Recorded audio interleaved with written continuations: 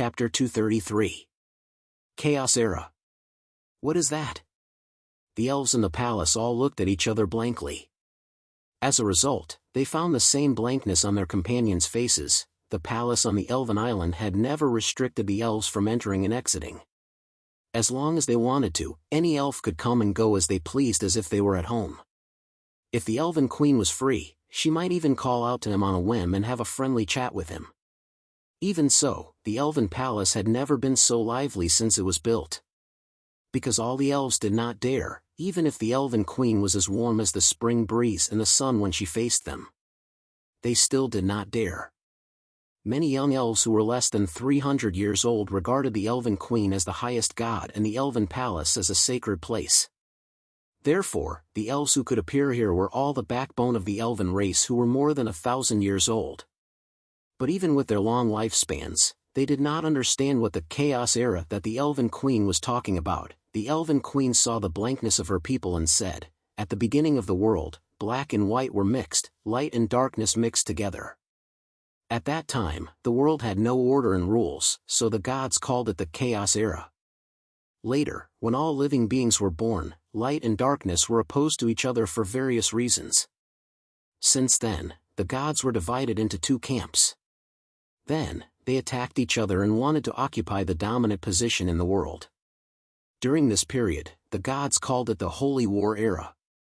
In the end, the gods of the light camp won the final victory, and the world became bright and orderly. The gods of the light camp called the time after the Holy War Era, the Eternal Era. Your Majesty, of the 5 guardian sacred pearls, 2 have been destroyed. I thought it was because the world had been stable for too long, so there were some disturbances. But I didn't expect, the evil dragon came, and his power was unparalleled. As the main character of the world, humans became weak. The human saintess was directly taken away by the Megalosaurus, and humans were powerless. Humans lost the favor of the gods and fell into the mud of the abyss. The dragon disdained to eat them. The ashes of the darkness were about to be reignited. They had great plans and tried to reverse the world. The boundary between white and black was no longer clear. Humans and the Megalosaurus called each other friends. All of this pointed to a fact. Eternity was about to end, and chaos would eventually come. After so many years, we only took a big circle. What a joke! Your Majesty, speak. The world is about to change. What should we do? Don't worry about it. Don't need to care? Even if the seawater reaches the sky, it won't be able to reach my Elven Island. But those, our ancient allies, have long since betrayed our mutual agreement. Then are you going to save the saintess that this human is talking about? The Elven Queen pondered for a long time. Looking at the clear spring in the palace, she said, "She's the saint of light after all. It's not a big deal. I can't refuse. Your Majesty is merciful, but God's descent and sacrifice, it's all right. She's the saint of light after all." I see. Your Majesty is wise. In the darkness, Shadow's consciousness began to gradually recover. He felt very warm, as if he was soaking in a warm pool. Shadow tried to move his palm. No. Ewing instantly felt it. It wasn't as if he was, but rather his entire body was submerged in the warm water. But since that was the case, why did he feel so comfortable? How was he able to breathe so freely? Shadow opened his eyes. The green water was like a dream, constantly changing. Curved rays of light came into view. It was like the legendary aurora that only existed in the northern icefield. This was the light and shadow under the water. Shadow quickly stood up. Fortunately, the pool wasn't deep. After Shadow stood up, the water level was only around his waist. Shadow quickly scanned the surrounding environment, and soon found a handsome elf by the pool, who was staring at him coldly. "You're awake." The elf closed the book in his hand and looked down at Shadow. "What is this place? Am I dead?" Shadow asked. "This is the Elven Island. You're living very well. Or rather, it's hard for a life to die while soaking in the spring of life." The elf raised his eyebrows. Shadow couldn't believe that he was still alive. He pinched his face hard and felt a sharp pain. Only then did he heave a sigh of relief. The spring of life? After Shadow reacted, he suddenly lowered his head and stared at the green pool. The spring of life that was extremely legendary and tempting. In many human legends, its shadow was vaguely hidden. It had many names and many miraculous effects. The legends were unreal, but they reflected a very real fact. That was the humans yearning for it. Many human emperors sent people out to sea to search for paradise in order to live forever. They were all looking for it. Human. The elf called out and interrupted Shadow's shock. Why are you so shocked? Didn't you and the Megalosaurus come to the Elven Island for the spring of life? Shadow frowned. He didn't even know that this thing was on the Elven Island. If you didn't come for the spring of life, then what else in this world can heal an injury that even the sacred Book of Light can't heal? The elf was also very confused. The Elf Queen is willing to help us heal Staya? Shadow's breathing quickened as his eyes lit up. Yes. After all, she's the Saint of Light. Our queen can't just stand by and watch because of their friendship in ancient times. The elf said. Shadow was stunned. He didn't expect it to be so easy. Shadow was already prepared to agree to the Elf Queen's various conditions. He was even prepared to sell Jilin. It turned out that the Elf Queen didn't even want him. May I know the name of the Elf Queen? Shadow asked. Serene. The elf said. Lord Serene, please help me tell Her Majesty the Elven Queen that Jilin and I are extremely grateful for the Elven tribe's help today. If there's anything we can do for you in the future, we'll do anything for you. Shadow's words were very similar to the Middle Empire's Jianghu. It was very open and generous. As an elf, Serene had probably never seen such a person even though she had lived for thousands of years. She couldn't help but be stunned. Shadow was also very proud. He thought to himself that the gratitude in his heart was real. However, things like going through fire and water should be left to Jilin. This kind of thing was nothing to him. Jilin often bathed in the lava below the Red Dragon Palace. Going through fire and water, it was very appropriate. You should say this to Her Majesty personally. Serene laughed. Her Majesty wants to see me? Shadow was stunned. He thought to himself that an insignificant human like him could actually be summoned by the Elf Queen twice. Her Majesty ordered me to wait for you here. Once you wake up, I'll bring you to see her, Serene said. Shadow didn't dare to delay. He immediately climbed out of the spring of life and said, Let's go then. Oh? Serene was a little confused. You don't want to soak for a while longer? What's there to soak for? Shadow felt that the elf's words were really interesting. Don't let Her Majesty wait for too long. Her Majesty won't be in a hurry. We elves have plenty of time. Serene said, You, on the other hand, this is a rare opportunity for you. Shadow was stunned. He slowly extended his index finger. A white glow shot out from his fingertip, forming a ray of light that was about 2 palms wide and 1 finger thick. Energy release, this was the symbol of a stage 4 powerhouse.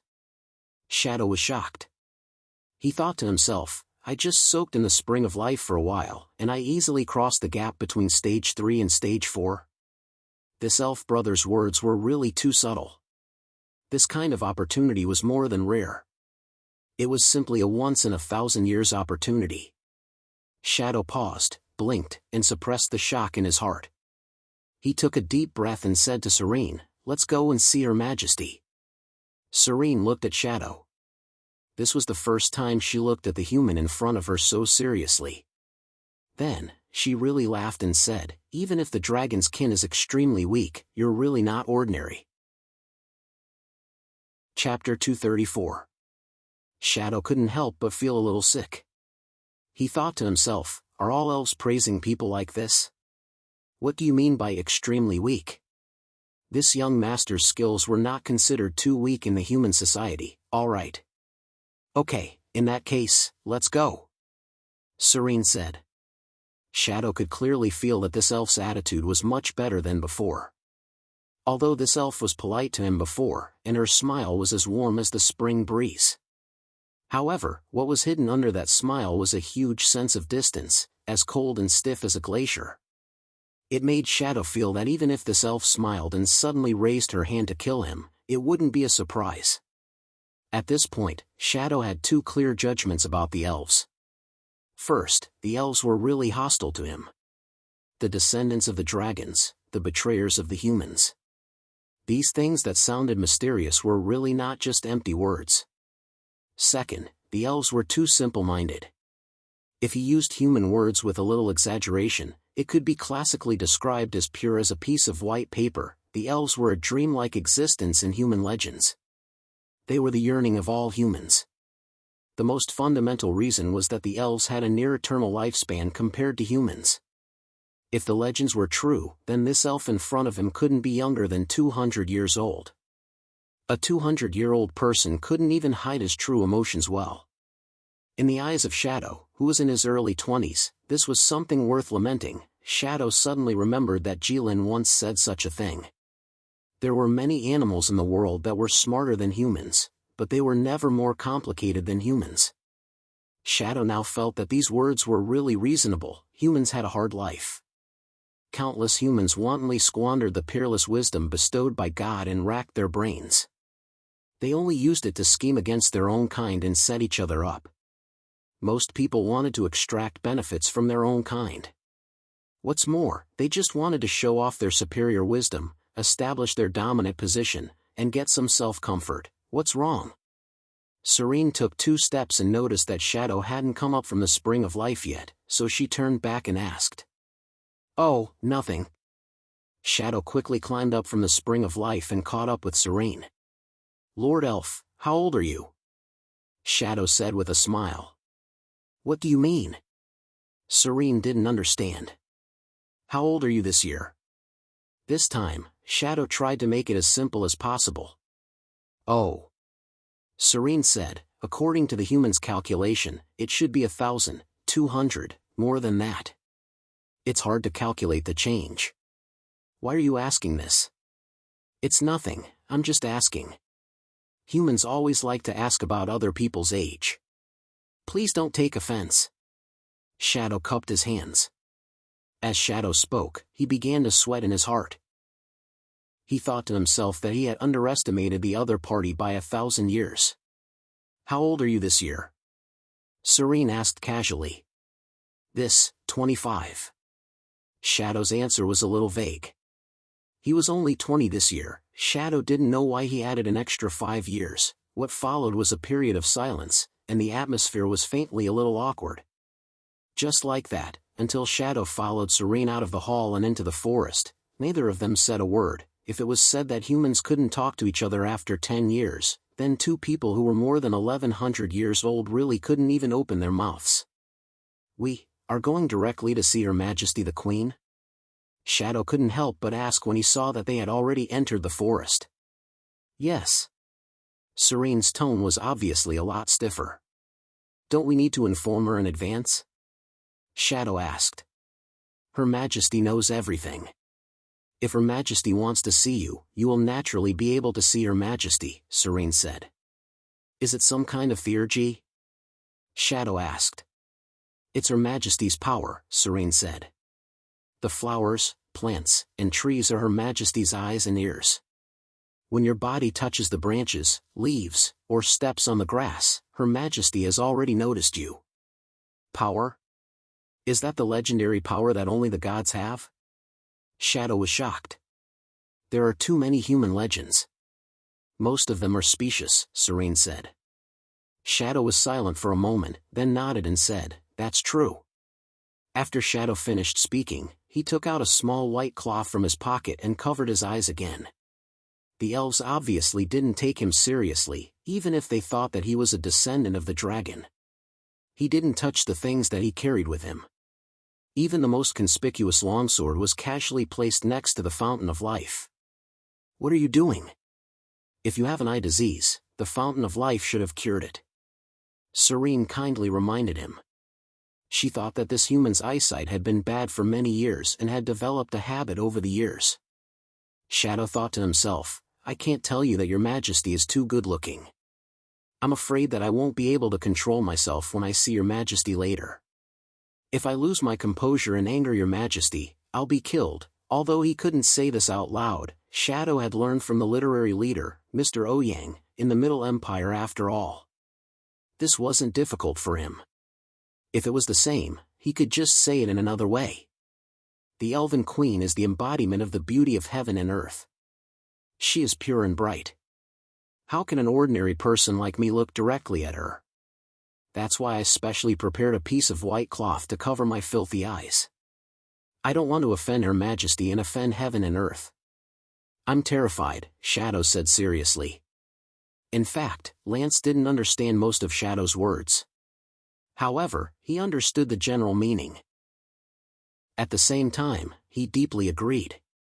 Lance suddenly felt a little ashamed.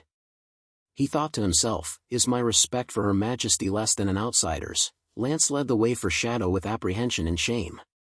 After that, he didn't say a single word, until Lance brought Shadow into a white stone palace hidden in the depths of the forest. Your Majesty, I've brought him here. Lance bent down and said to the Elven Queen who was standing beside a white stone platform. He didn't even dare to raise his head. Shadow looked around the stone palace. The stone palace wasn't big. It was circular in shape. It was about 20 meters in diameter. There weren't any pillars or anything inside the stone palace. There was only a circular stone platform in the middle. This stone palace was obviously not for people to live in. The Elven Queen walked to Serene and personally helped him up. The elves never had the rule of bowing when they saw the Queen. This was just a spontaneous behavior of some elves who didn't know when it started. Usually, the Elven Queen didn't care. However, this time, Serene bowed for a little too long. Serene was helped up by the Queen. He couldn't help but look directly at the Queen's perfect face. At this moment, he seemed to have understood what Shadow meant by fear. You don't have to do that. Just as Serene was panicking, the Elven Queen said softly. However, he glanced at Shadow. She heard the conversation between Shadow and Serene in the forest word for word. Chapter 235. As soon as the Elf Queen finished her words, a gust of wind blew in the stone palace. There was a calming power in the wind. Shadow turned around and looked at the trees outside the stone palace. They were all standing there quietly without any movement. There was no such thing as the trees want to be still, but the wind won't stop. There was no wind outside, so this wind really came out of nowhere? Could this be the legendary words of law? Yu Ying's heart was filled with anxiety. No one knew what he was thinking. Serene, on the other hand, felt relaxed after being blown by the Queen's wind. The inexplicable uneasiness disappeared instantly. He understood the Queen's meaning. Serene nodded slightly at the Queen again and left. Human. Your Majesty. When will the Saint of the Light arrive? If I inform Jilin now, she will arrive the day after tomorrow at the latest. Very good. This time, it's all thanks to the Elf Clan's help. The Saint of the Light is our important partner. Jilin and I will be grateful for such a great favor. At this time, the Elf Clan doesn't need the gratitude of the Dragon Clan. Shadow was a little embarrassed. I hope your Majesty won't blame me. If that's the case, why did your Majesty save the Saint of the Light? It's just a small matter. Just take it as a remembrance of an old friend. The first Saint of the Light was so beautiful. She was like the moon. What a pity, Shadow didn't know what to say. He knew about the first Saint of the Light. She was a well-known historical hero in the Saimai Empire. There was no one who didn't know about her. However, Shadow didn't know how many years had passed since the first Saint of the Light was alive. When the elders in the village told the children the legend of the Saint of the Light, the beginning of the story would always be a long, long time ago. The elders didn't know how long it was because their grandfather told them the same story when they were young. Now that the Elf Queen had spoken of such an ancient mythical figure and even said that it was a pity, Shadow really didn't know how to respond to that. Fortunately, the Elf Queen didn't expect to talk to Shadow. The queen pointed at the stone platform and said, "Come." Shadow quickly walked up and stood in front of the stone platform. Only then did he realize that there were 5 spherical gems the size of a human head on the stone platform. Most of the gems were shining, and there was an extremely complicated magic array engraved below. Shadow glanced at it and felt dizzy, so he quickly looked away. Ewing was shocked. There was still a layer of white cloth covering his body. If there wasn't this layer of white cloth, wouldn't he be lying on the ground? After following Jilin for so long, he knew that there were some things in this world that ordinary people couldn't even look at. It was perfectly normal for the Elven Queen to have such a thing. What is this? Ewing looked at it for a long time and recalled countless legends of the human race, but he really couldn't think of what it could be. "This is the world," said the queen. Shadow almost couldn't hold it in and laughed out loud. Heave of the light of the Shadow Queen. Was this a joke from the queen, or was it a rhetorical technique unique to the elves? It was quite unique. Unfortunately, Shadow of the Light was completely wrong. Unlike humans, the elves didn't have such a large population base. They didn't need to pass exams or write essays to select outstanding talents to manage the people. Therefore, the elves didn't have the concept of rhetoric. The elf queen was born at the top of the world. She never thought about how to get along well with others like humans, so she wouldn't joke around. The queen glanced at him, obviously aware of Shadow's thoughts. The queen put her hand on a blue gem and said, "This is the most important thing for the elves. I didn't want to tell you, but the world is about to change. Chaos is about to descend. Darkness and light will begin to mix, and your position is very delicate. I don't know what you will do in the future, but it's not important. Just think of it as a casual move." The elf queen's eyes became deep and distant as she spoke. She gently raised her head, and her gaze seemed to have passed through the roof of the stone palace, crossed the sky, and reached the heavens. Shadow couldn't figure out if those words were meant for him. The elf queen was silent for a while. Finally, she slowly retracted her gaze and said directly without any warning or foreshadowing, "These 5 gems were personally crafted by the 5 supreme gods. They are the supreme world-class artifacts that protect the rules of the world." Shadow didn't react for a while. It wasn't until the elf queen said a long sentence that he realized what the queen said seemed to be true. She didn't seem to be lying to him. "Your Majesty, please wait a moment," Shadow hurriedly said. Since this was true, he couldn't just let it go like this. This seemed to be a big deal. "You just said that these 5 gems protect the rules of the world. What are the rules of the world?" "Fundamental rules." "What do you mean by fundamental rules?" "The alternation of day and night has always been the same. Spring, summer, autumn, and winter, the 4 seasons rotate. Fish will die when they leave the water. Tigers can't fly. The sun and moon will always hang in the sky and never set. The river will never flow backward. Humans dominate the world. Humans occupy more than half of the world, and it's decided by these 5 gems? It's decided by God. These 5 gems are so important?" "Of course. Doesn't this mean that the fate of the world is tied to these 5 gems? Then, are they sturdy? A world-class divine weapon is naturally extremely sturdy. Even that red dragon couldn't damage them."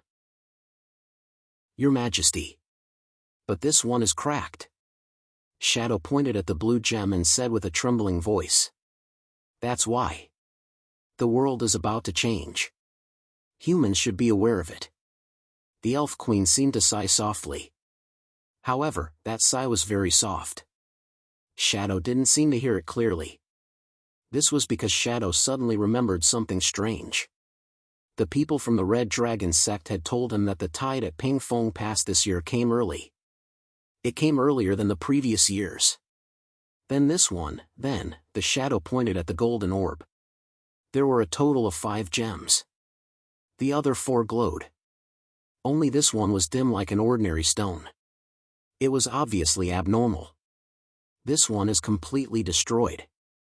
Doesn't this mean that the world is about to face a great disaster? It's just returning to chaos. However, there's no need to worry too much. After all, there are still 3 gems that are intact. The array is still stable.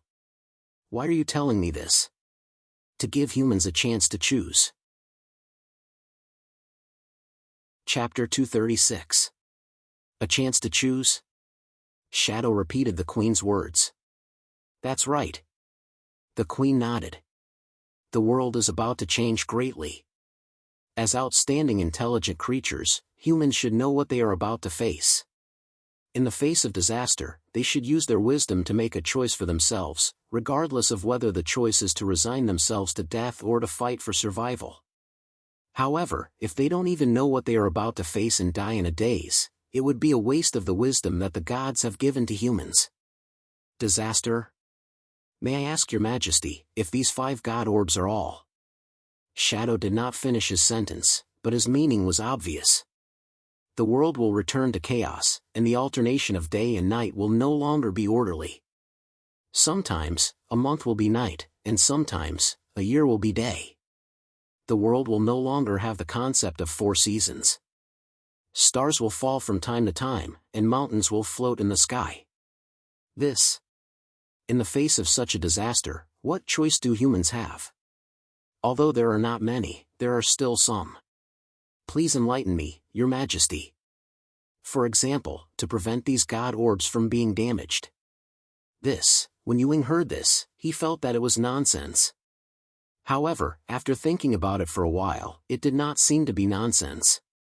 May I ask your majesty, why is there a crack on this blue orb? Shadow asked. I'm not sure. It should be the time. Then why is there no light on this one? All of a sudden, the Elven Queen stopped talking. She only smiled meaningfully. However, Shadow could not see it clearly because of the white cloth in front of him. Your majesty. Shadow called carefully. That red dragon, where is it now? The Queen suddenly asked. Shadow was stunned. He wondered why the Elven Queen changed the topic so abruptly. However, for some reason, Shadow felt that this way of speaking was somewhat familiar. Shadow thought for a while and said, just now, at the Spring of Life, when I learned that your majesty was willing to help the Saint of Light, I had already informed Jilin to send the Saint here. He should have sent the Saint to the big fish by now. Then why did he go to the north? The Queen asked. Shadow frowned and thought about the general direction. The north of the island was. Shadow smiled and came to a conclusion. He said, he should have gone to Fairwind Pass. Fairwind Pass. Obviously, the Elven Queen had never heard of it. It is the customs built by the Divine Dragon Empire to defend against the sea race. It is extremely important. The lives of half of the Divine Dragon Empire's people depend on it, Ewing said. In front of the Elven Queen, he didn't have the nerve to say the world's first test. Resist the sea race. The Queen pondered for a moment. Why did he go there? Because of some matters. I asked him to help me take a look. He, surprisingly, agreed. Shadow suddenly felt that something was wrong. He hesitated when he spoke. The Elf Queen sounded surprised for the first time. In other words, the Calm Wind Pass is the place where humans and the Sea Tribe are fighting, and you sent that dragon to take care of it? Why, yes. Shadow was frightened by the Elf Queen's attitude and suddenly became nervous. Take care of what? Take care of Calm Wind Pass. Don't let the oceanic race take over, ha! The Elven Queen sneered and nodded.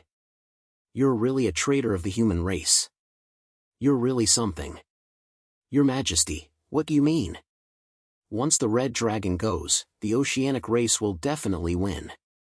The endless ocean will spread to the land. This one will also be in imminent danger. The Elven Queen pointed at the green divine pearl. Why is that? Ewing was shocked. With Jilin here, Calm Wind Pass should be absolutely safe. Why? The Queen asked. Because the oceanic race is naturally afraid of the dragon race. In the past, the Divine Dragon Empire only needed to send a few dozen flying dragons to guard Calm Wind Pass. If the flying dragons are already like this, then the oceanic race will definitely flee at the sight of Jilin. The endless ocean will be peaceful from then on. Ha ha ha. Humans. I didn't expect them to still be so laughable after so many years. The elven queen laughed happily, looking very different from her usual image. If other fairies saw the scene, their eyeballs would probably fall out of their sockets. Your Majesty. Why do you say that? Shadow was already feeling a little scared. All right. Since the human race has already forgotten these things, I'll tell you. The Divine Dragon Empire was built by a dragon and a human. Coincidentally, that dragon was also a traitor of the dragon race. Endless ocean, calm wind pass, the summer wind blew to its heart's content, making the sky as blue as a mirror. It looked like it had been washed by water, making the white clouds appear incomparably white. The sky was blue and the clouds were white.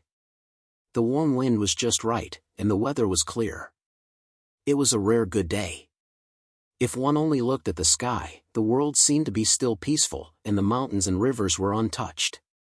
However, when one looked down, the endless ocean, which was magnificent and exceptionally beautiful in the past, had already become a true purgatory in the human world. The tragic scene was enough to make any warrior who had been on the battlefield for a long time tremble in fear just by looking at it. The endless ocean was densely packed with the oceanic race, bustling with activity. One couldn't see the end or the end of the oceanic race. It was endless. Every oceanic race member was abnormally ferocious. They had fish heads and human bodies, and they were extremely strong. They had fins between their fingers, and their bodies were covered in scales. They had sharp teeth, and their eyes were long and narrow. Their gazes were ferocious, as if they wanted to devour someone. They couldn't speak, so they could only roar in an extremely unpleasant and ear-piercing voice. Their voices were many times sharper than the cries of crows. It was as if the evil spirits in human legends were roaring for their lives. The roar of one oceanic race member was already so unpleasant to the ears. Now, there were as many oceanic race members as the sand in the Luo River. If ordinary soldiers weren't equipped with earplugs specially made by the Divine Dragon Empire, they probably wouldn't be able to withstand it and would faint in a few breaths. This was really an apocalyptic scene. Countless ferocious evil spirits crawled out from the depths of hell. They roared and laughed sinisterly. They wanted to destroy the human world. The human race couldn't resist. They couldn't even withstand the cries of the evil spirits. They could only accept their tragic fate. This was a legend of the human race in ancient times. To be precise, it was a prophecy. It predicted the end of the world. Fortunately, most of the human legends were inaccurate. The human race built a high wall beside the abyss. The wall was tall and had no gaps. The evil spirits in the abyss couldn't climb up. The human race had brave warriors. They were brave and invincible, fighting with no regard for their own safety. The human race had the help of the Divine Dragon. Any evil spirits would instantly vanish under the purification of the dragon flames. The human race's ships flew in the sky. Cannon fire poured down like rain. This was a true portrayal of the human race resisting the rising tide. Countless soldiers were moving back and forth on top of Calm Wind Pass. They were holding their own weapons and shooting arrows into the sea. There were crossbows and arrows. The dwarves used energy cannons, the humans used cannons, defensive weapons, and incendiary bombs. Flying dragons soared in the sky. From time to time, they would spit out dragon flames. In the blink of an eye, they could clear an area of the sea. The golden warships of the Middle Empire moved majestically on the surface of the sea. They slowly advanced as if they were crushing the void. The weapons on the ships never stopped firing. Rivers and seas were overturned. The endless sea was boiling. Large areas of the sea were dyed red. The evil spirits from the abyss were still endless. Relying on the city wall, the megalosaurus, and the flying ships, the humans displayed their might. It was as if divine soldiers had descended from the sky. This was a mythical battlefield that should have been recorded in legends. Chapter 237. Humans were the creatures with the strongest adaptability in the world. No matter how bloody and tragic a scene was, they would gradually become accustomed to it after seeing it many times. That was the case for Boss. As the general guarding Pingfong Pass, he would see such a scene once every year. Hence, Boss stood on top of the city wall, appearing very calm and steady. He had the demeanor of a general who would remain calm even if Mount Tai collapsed in front of him. Boss's face was gloomy as he carefully observed every detail of the battlefield. When the soldiers of Pingfong Pass occasionally saw their general's expression, they were instantly alarmed and put in even more effort to kill the enemy.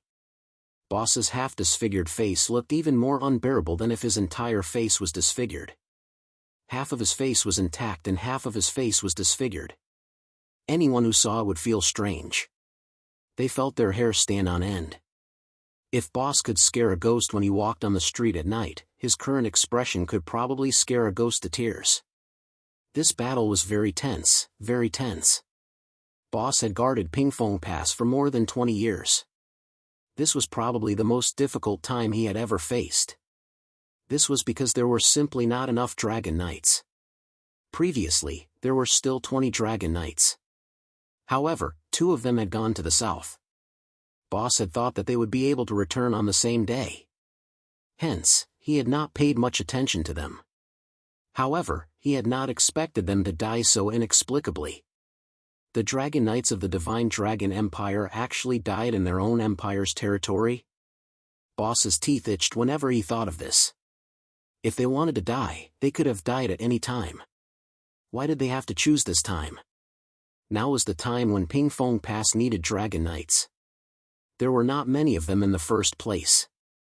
Now that 2 of them were missing, it was like adding fuel to the fire. If not for the fact that Boss was truly too busy right now, he really wanted to personally take action and investigate this matter.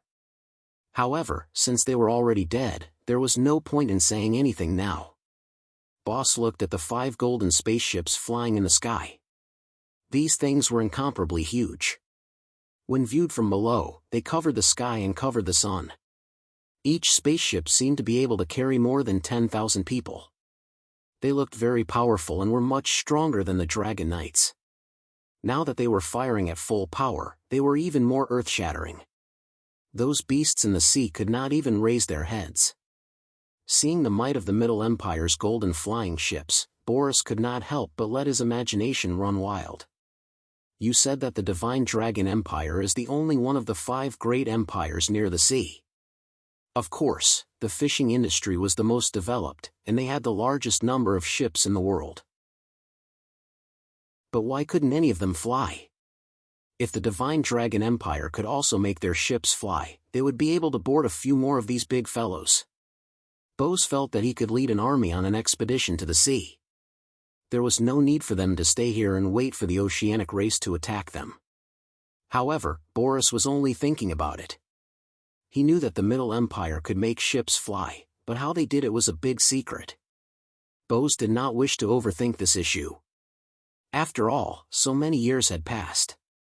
Bose knew that the Divine Dragon Empire had sent countless spies to the Middle Empire. Naturally, he did not harbor any hope for something that even the Divine Dragon Empire had failed to discover. "Why do you look so pale?" A voice suddenly sounded. Bose raised his remaining eyebrow. His expression was unsightly. This was a fact that did not need to be discussed. However, no one had ever mentioned it in front of him. Bose did not raise his eyebrow because he was angry. He had commanded Calm Wind Pass for so many years. He held military authority and protected half of the Empire's citizens. He even disregarded life and death. This was nothing to him. He just felt that it was a novelty.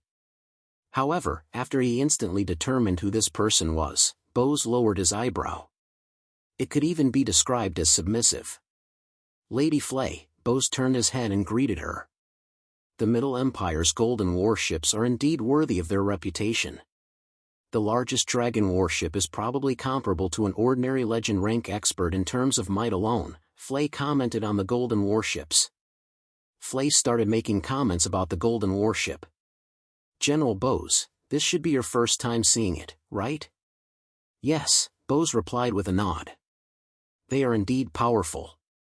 This should also be the Golden Warship's first time coming to reinforce Calm Wind Pass, Flay said. Of course, Bose said. With such powerful reinforcements, why is General Bose still so gloomy? Flay asked. Naturally, I am worried about the battle situation, Bose said. Worried about the battle situation? Flay was astonished. According to what I know, our soldiers relied on the terrain of Calm Wind Pass and did not suffer any casualties. On the other hand, the Sea Tribe suffered disastrous casualties, and the seawater was dyed red. The battle situation is very good. What is there for you to worry about? Bose laughed bitterly. Lady Flay, look carefully. Even though the Golden Warships are very powerful, the Sea Tribe does not fear them. The only thing that the Sea Tribe fears is the Dragon Knights. When Flay heard this, her gaze turned grave, and she looked down carefully. As expected, Bose was right. The Golden Warships were indeed very powerful, and they possessed great destructive power. Usually, when an energy cannonball smashed down, it would instantly clear a region of the sea and cause countless Sea Tribe members to disappear. However, in the next instant, countless Sea Tribe members would fill up the empty region of the sea. They roared ferociously at the Golden Warships, waving their ferocious claws in vain. The Sea Tribe members seemed to believe that they would be able to pull down the monsters flying in the sky. They were stupid, but they did not show any fear. When Flay looked at the region where the Dragon Knights were flying, countless Sea Tribe members fled at the sight of them. As long as the Dragon Knights approached, the Sea Tribe members in the sea would instantly dive into the water and disappear. That is really the case, Flay said. No wonder you think so highly of the Dragon Knights. The flying dragons are indeed very effective against the Sea Tribe. However, even with the current situation, we still have a chance of victory, right? This time, Bose did not refute Flay. Instead, he said firmly, we will definitely win. The only problem is whether the victory will be miserable or not. Miserable? We have not lost a single soldier yet. Lady Flay, you don't think that the battle situation will continue like this until the high tide ends, right? If that is the case, why is it that less than 30% of our Calm Wind Pass's veterans remain? What's wrong? Now, we have the high ground and completely occupy the airspace. The Sea Tribe can only take a beating. Lady Flay, these Sea Tribe members did not come to Calm Wind Pass to throw away their lives. They want to break through my Calm Wind Pass and slaughter my Divine Dragon Empire's citizens. You mean that the Sea Tribe is not attacking at full force? That's right. The first few days before the high tide is the time for both sides to test each other. It has been like this for so many years. Can they still charge up the city walls? The Sea Tribe members are intelligent as well. There is no lack of experts among them. Bose said slowly, there are two types of Sea Tribe members. The first type is what you see before you. They are not intelligent and look like evil spirits. They only know how to kill and thirst for blood. There's also the other type of Sea Tribe members. At first glance, they look no different from humans. However, they have the characteristics of the Sea Tribe. They are exceptionally handsome and can speak the human language. They are extremely intelligent and strong. When they appear, the high tide will truly begin. When Flay heard this, she remained silent for a while. After a long time, she sighed and said, previously, I thought that Calm Wind Pass would be safe and would not need me to make a move. Hence, I did not come. Now that I think about it, as a legend, I should not have done that. Lady Flay, you speak too seriously. Now that you are here, it is not too late. Chapter 238. Boris's words were very interesting. It's not too late to come now. It probably meant that it was not too late to mend the pen after the sheep were lost. However, although it was not too late to mend the pen after the sheep were lost, some sheep would eventually die. Actually, it would be a lie to say that Boris did not have any opinions about Flay. This was because the legendary experts of the other empires had all contributed to their respective empires, some even risking their lives. Since the Middle Empire's sword saint stepped into the legendary stage, he had killed countless bandits, thieves, and demons with one sword strike. He had leveled the entire Middle Empire's underworld with one sword strike. Since then, there were no longer any self-proclaimed chivalrous people who used the name of robbing the rich to help the poor to wreak havoc. Although the Fist Emperor of the Southern Exian Empire, Musin, was elusive and did not stay in the Southern Exian Empire all the time, his entire family behind him spilled blood for the Southern Exian Empire. Furthermore, the Fist Emperor had never dropped the ball during crucial moments. Every time the Beastmen launched an all-out attack, Musin used his iron fists to block the legendary lion-headed Beast King. Although the Simi Empire's Pope was not a good person, the Church of Light was a huge organization. When had the Pope ever gone against the sage monarch? The entire empire was harmonious. Who would dare say that the Pope did not contribute to it? The legendary expert of the Snow Wind Empire had braved the snow and ice to guard the ice plains all year round for the Snow Wind Empire. As a result, a legendary expert like him was not famous on the continent. How great of a sacrifice was that? However, when he came to our Divine Dragon Empire, look at him. He hid in the Scholar's Tower all year round and did not come out. He paid no attention to the outside world and only focused on cultivating the sage arts.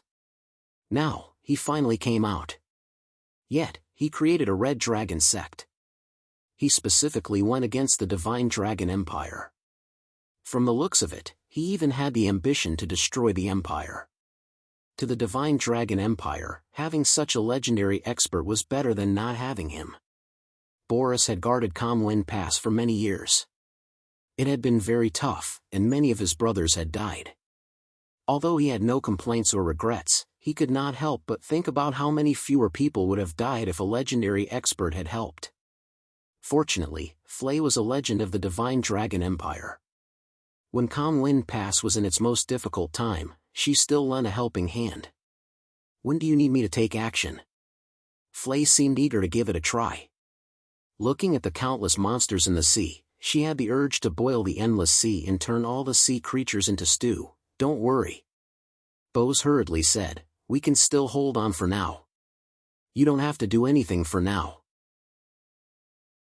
At least, we have to wait until the high-level oceanic species appear."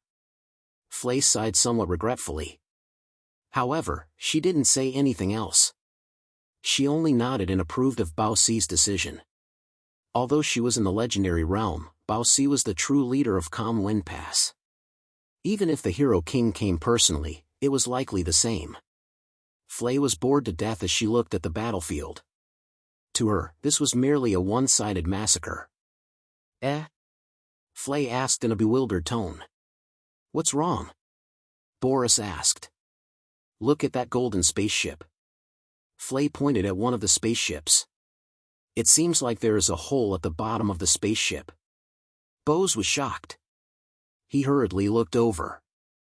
Although this golden flying ship didn't belong to him, he couldn't afford to lose it. As expected, there was a hole. After Bose saw it clearly, he immediately heaved a sigh of relief. That was because the hole wasn't big. Moreover, it was obvious that it had been repaired. It was obvious that it wasn't a temporary malfunction. Bose took a glance at Flay and silently praised the legendary realm. It was truly unfathomable. He clearly didn't notice such a small hole before. However, Flay was able to discover it with just a few glances. Could it be that after entering the legendary realm, one's eyesight would also be improved? Just as Bose was about to say something, a deep voice echoed from behind him and interrupted him. As expected of a legendary realm expert.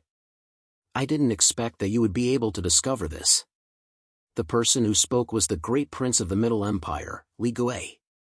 Bose turned around and revealed a surprised expression. "Why are you here?" "Where should I be?" Li Gui's long hair was tied behind his back with a hemp rope. His eyes were drowsy. It was obvious that he had just woken up. "I thought that you would be there." Bose pointed at the largest golden spaceship. "What kind of joke is this?" Li Gui opened his eyes wide. "To us, the sea race is an unknown enemy. Nothing is certain. In such a situation, we should first investigate the enemy's situation. How can we directly lead our troops into battle? This seems reasonable. Why is that spaceship damaged? Flay was still troubled by this question. Did the Middle Empire send you over with this trash? Li Gui smiled faintly and didn't get angry.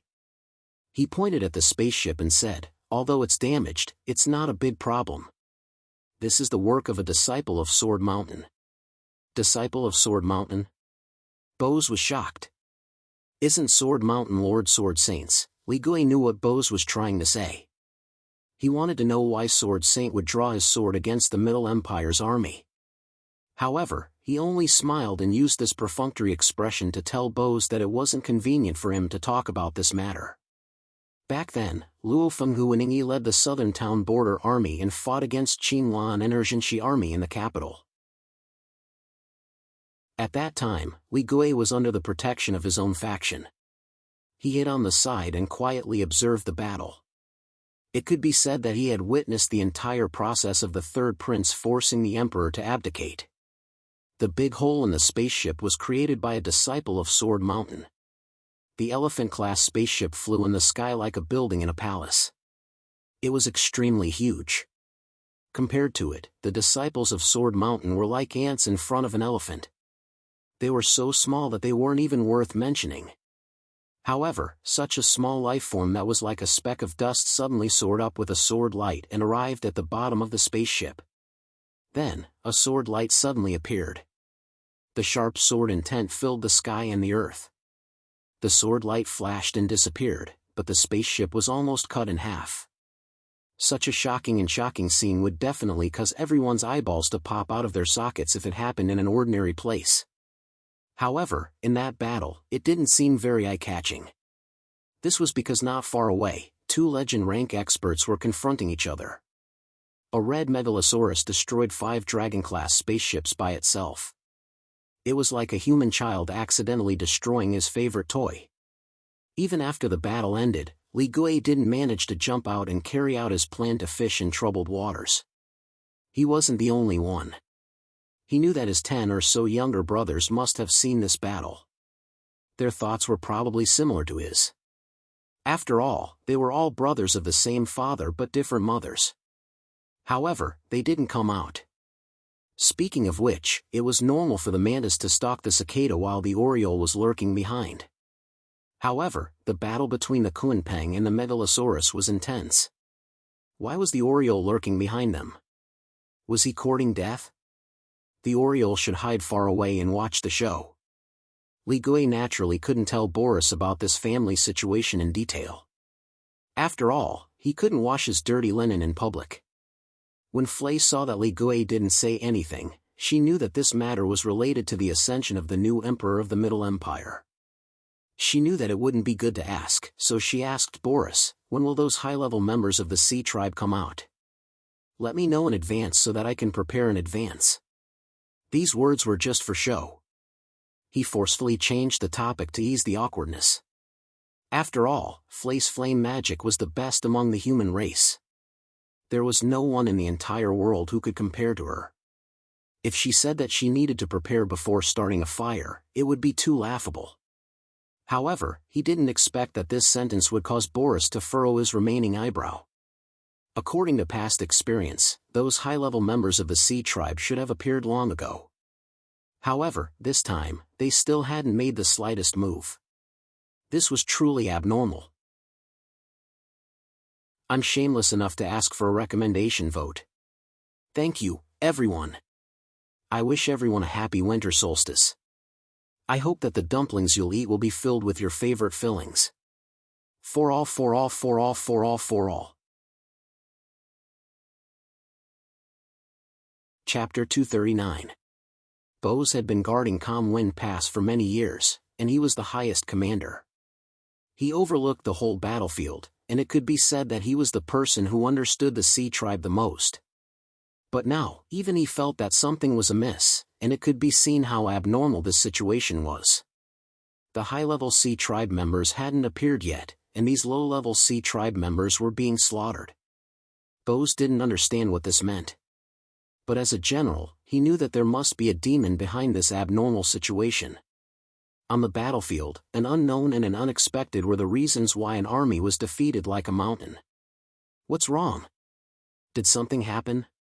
Li Gui saw that Bose was frowning and didn't speak, and his heart tightened, and he quickly asked. It doesn't matter.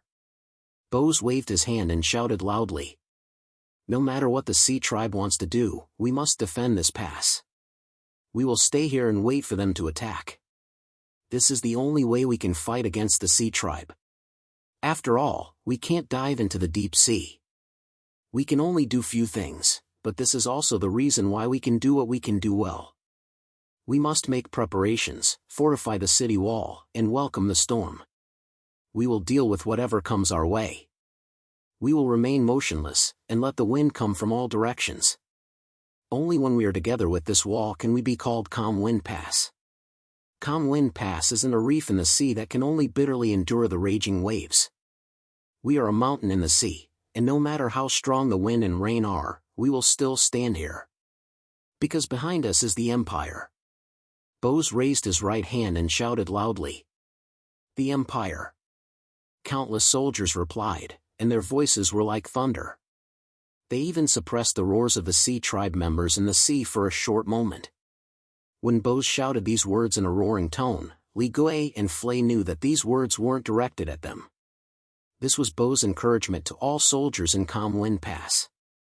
The morale of the soldiers, which had already become somewhat numb, immediately soared. This was Bose's charm, and this was the prestige he had accumulated by guarding Calm Wind Pass for 20 years. At least half of the soldiers here had joined Calm Wind Pass because they admired Bose. Unmoving like a mountain, General Bose really has the style of a great general. Li Gui gave Bose a thumbs up. Of course, Bose said bluntly. On the contrary, Li Gui was stunned. Did you say the same thing last year? Fry asked. It's the same every year. Boss did not deny it. This works too? Flay opened her eyes wide. Wasn't this a little too perfunctory? Why don't you film those soldiers who are sick of hearing it and don't buy it? I've said it before. There aren't many old soldiers in Calm Wind Pass, so they won't mind, Boris said. She didn't know why, but after hearing Boris's words, Flay felt like crying. Who knew how many soldiers had heard Bao's speech before, and how many of them could hear it a second time? Maybe it wasn't that Boris was too lazy to change, he just didn't want to change. Now, when the soldiers heard these words, they would definitely reminisce about the past with a smile. In a trance, they would dream of the past. Last year, that fellow was right beside him, listening to the exact same words with him. But now, if that was the case, the veterans wouldn't just not care. Perhaps they would only care if Boss changed his words. A dignified legendary master was actually made to cry by a single sentence. That won't do. Fry said in her heart. She quickly suppressed her emotions and maintained her calm. After being silent for a long time, Flay's gaze swept past the soldiers fighting in Calm Wind Pass. She said, all of you are heroes. Of course. Boris said of course again. This time, he was even more impolite than the previous time. He even had a feeling that it was only right and proper. In fact, it was indeed so. On a sea an unknown distance away from Calm Wind Pass. The wind was gentle and the sun was bright. White clouds were leisurely floating in the sky. The blue sky was still the same. In the sky, seagulls were flying freely while emitting unpleasant cries. They were completely unrestrained. They were so free that it was as if the entire world belonged to them. The uninhabited sea was as beautiful as a fairy tale. However, the humans would never have thought that such an ordinary sea surface would actually be the headquarters of the sea race. The city of all things. The sea race believed that everything in the world was born from the sea. Thus, they called the sea the origin of all living things. The city of all things was different from the Elven Island. The city of all things had never appeared in any human legends. Even humans didn't know of its existence. That was because it was hidden in the endless deep sea. No human had ever been able to return to the land alive after going to such a deep sea. The city of all things had always been hidden in the deep sea. It never saw the light of day. However, when the city was built, the sea race had given it a function that had never been used before, that was, it could rise from the bottom of the sea to the surface of the sea. The waves on the surface of the sea began to become violent. The seagulls no longer had their previous expressions. They all flew away in panic. They could sense that something was about to appear. The surface of the sea split open. It was as if the heavens and earth were splitting open. A magnificent city slowly rose up. This was a style that had never been seen before by humans. In the entire city, there wasn't a single real window. Most of the buildings in the city were circular in shape. There were many tall buildings. However, the colors were very uniform. It was divided into several levels. The lowest level was the foundation of the city. It was completely dark green. It seemed to be made of some kind of stone. The higher one went, the lighter the color. At the very top, there was a crystal palace. Like a gem embedded in a hat, the crystal palace was located at the very top of the city of all things. Compared to the entire city of all things, the crystal palace was only the tip of the iceberg. However, this tip of the iceberg was enough to make the entire city shine brightly. This was the first time that All Things City had been exposed to the sun. It seemed to be emitting the light that had accumulated in the deep sea over the years. It was incomparably resplendent. However, the high-ranking members of the sea race in the Crystal Palace didn't appreciate this rare sight. Instead, they nervously looked at each other from time to time. Most of the time, they were looking at the sky, as if waiting for something. "It's here!" Suddenly, an old man spoke up. This old man was wearing a blue robe and a crown on his head. His hair and beard were all white, but he was in high spirits. He didn't seem angry. There were patterns of ocean waves on his blue robe. It was unknown how those patterns had been embroidered, but they were extremely lifelike. When the sun shone on him, it was as if there really was an ocean on his body. This old man's status in the sea race wasn't low. When he spoke, the others became even more nervous. They all focused their gazes on the horizon. Not long after, a black shadow quietly appeared on the horizon and rapidly swooped down towards them. That black shadow flapped a pair of huge wings. From afar, it looked like a huge bird. However, the high-ranking members of the sea race knew that it wasn't a bird. With the old man leading the way, the sea race all lowered their heads and knelt down, waiting for that black shadow to descend. That black shadow came closer and closer. The sea race couldn't help but raise their heads to take a peek. The shock in their eyes couldn't be erased. That was because the black shadow had moved so far in such a short period of time. This time, the sea race couldn't help but look over. Gradually, they could see that the black shadow wasn't a bird. It had a pair of wings, but there were no feathers on its wings. It had thick limbs, sharp teeth, golden eyes, and red scales. Clusters of flame shot out from its mouth. It was a dragon. Jilin flapped his wings and landed steadily on the Crystal Palace. His feet firmly grabbed onto the roof of the Crystal Palace. Kacha! 10 cracks appeared on the surface of the Crystal Palace. At this moment, even though they were shocked by Jilin's legendary figure, the sea race couldn't help but reveal a pained expression. Ever since 10,000 Origin City was built, the Crystal Palace was the supreme treasure of the sea race. It had never been damaged in the slightest. But today, the sea race looked at the 10 cracks and wanted to cry. They only felt that they were unfilial descendants. Did their ancestors' heirloom, which had been passed down for countless years, fall in the hands of their generation? Could it be that the dragon race was born to be a destructive race? All the sea race silently thought. Chapter 240. You're the ones who called me. Jilin's gaze penetrated through the roof of the Crystal Palace and was evenly distributed, shining on every high-level sea folk. Cold sweat gradually appeared on the foreheads of the sea folk, and even breathing became difficult. Being stared directly by such a huge creature, especially the violent Megalosaurus, they couldn't help but feel nervous. "Yes, Dragon God," the elders said, We've taken the liberty to request an audience with you, Dragon God, please forgive us. How did you call me? Jilin squinted his eyes. This was the question he really wanted to know. Previously, he flew back to the Red Dragon Palace from the Endless Ocean, and flew back with Staya the same way. After handing Staya to the big fish, he personally watched the big fish send Staya to the Elf Island. Only then did he plan to take a look at the calm wind pass that Shadow mentioned. However, who knew that halfway there, Jilin suddenly felt the depths of his bloodline throbbing. Jilin was instantly shocked. This was something that had never happened before. Furthermore, he felt that this throbbing actually had a source. Jilin didn't dare to delay, and immediately followed his feeling to find the source. This wasn't because Jilin was being petty. If someone could casually affect you from a great distance away, then no matter who it was, it wouldn't be taken lightly. Since he could make your bloodline throbbing a little, perhaps he could also make you die on the spot without any warning. Although this possibility was very small, Jilin still took it very seriously. After all, the longer a creature lived, the more afraid of death they were.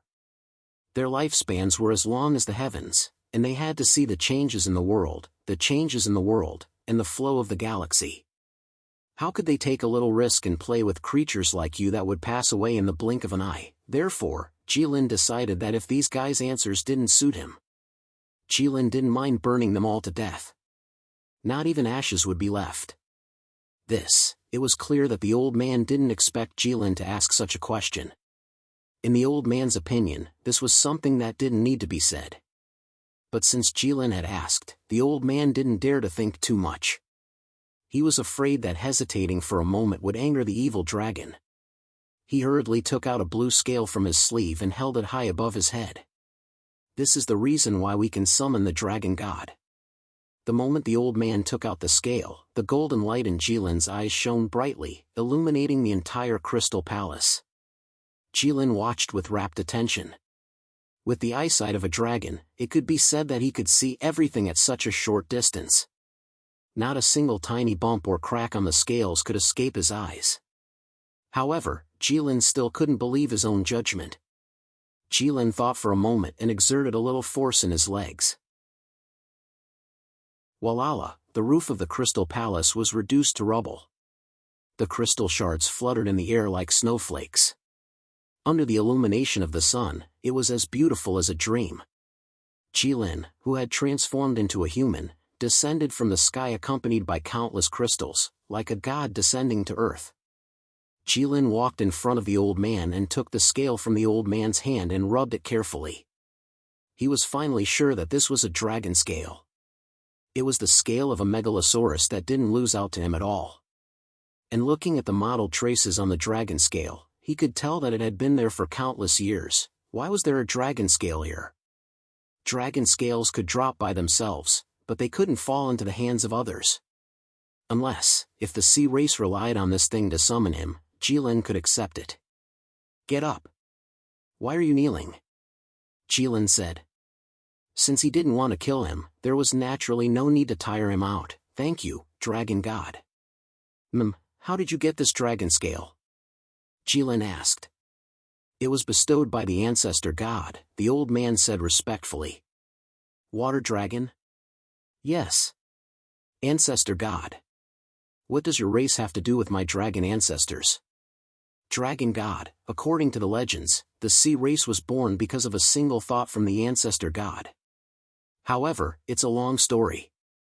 It's fine. I have plenty of time. Alright then.